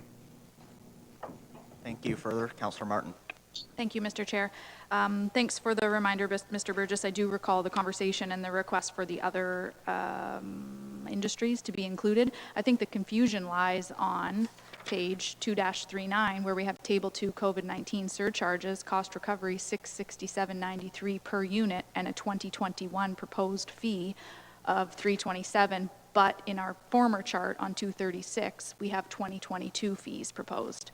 So I did read in the recommendation that it's suggesting a 2022 implementation date. It also is referenced in the motion that we initially passed that puts this option even in front of us, but I believe that's where the confusion is lying. 2-39 COVID-19 surcharges table 2 with a 2021 per unit proposed fee. Thank you, Councillor Martin. What I'm hearing is that we have a multi-year proposal, and what I've heard from my colleagues here is acknowledging we carry that year over year, so we would be discussing that again in 2022 and really approving it, I guess, in principle now. But we'll let staff respond to your question directly.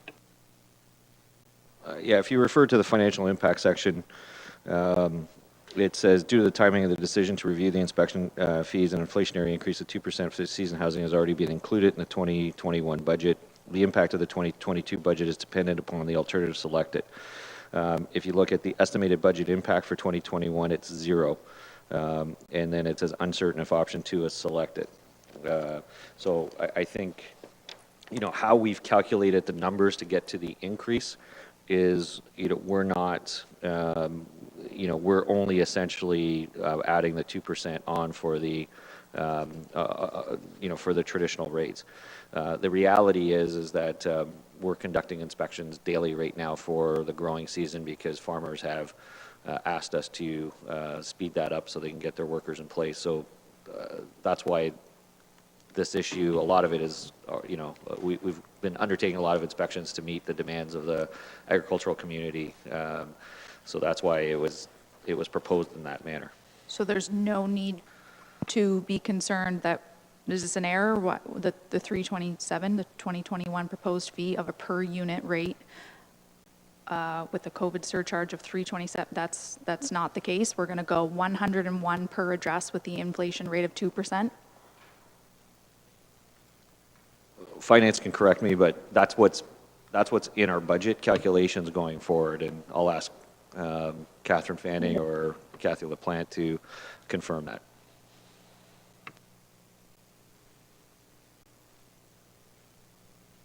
You're getting confused. Through the chair to the councillor, yes, we do confirm that the current fee structure is what's recommended to continue in place in 2021 with the 2% on the current fee structure per address. Okay, thank you. So further, the table 2-39 chart with a per unit rate of 327, I'm very confused as to why this number was calculated. Why is it included in the book? Is this a warning of where we're going in the future? Through the chair to the councillor, this was just based on the discussion that was had at the Board of Health meeting.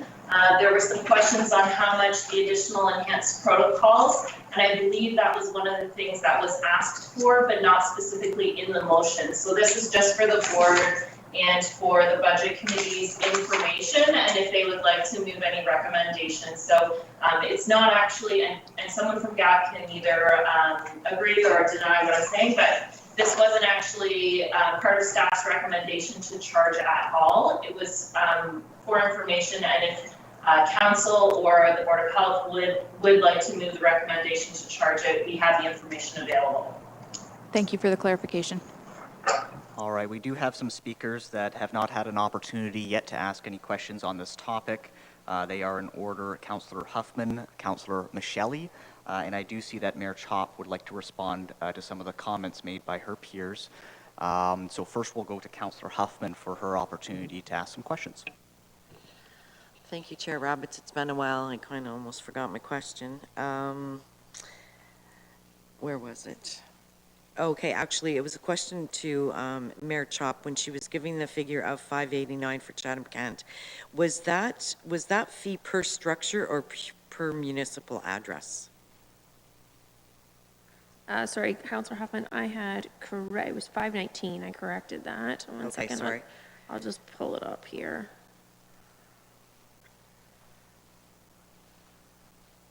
I believe it's per bunkhouse. Because in Chatham-Kent, they also charge a development charge even per bunkhouse, like I said. So let me so you believe it's per structure? It's per structure, and again, it's about a 50% reduction for an annual. And again, that charge has been there since 2001. Marlene, who heard back from Windsor, and Windsor as of last year are also charging per bunkhouse as well. And they brought in an inspection fee. Sorry, just give me 1 second.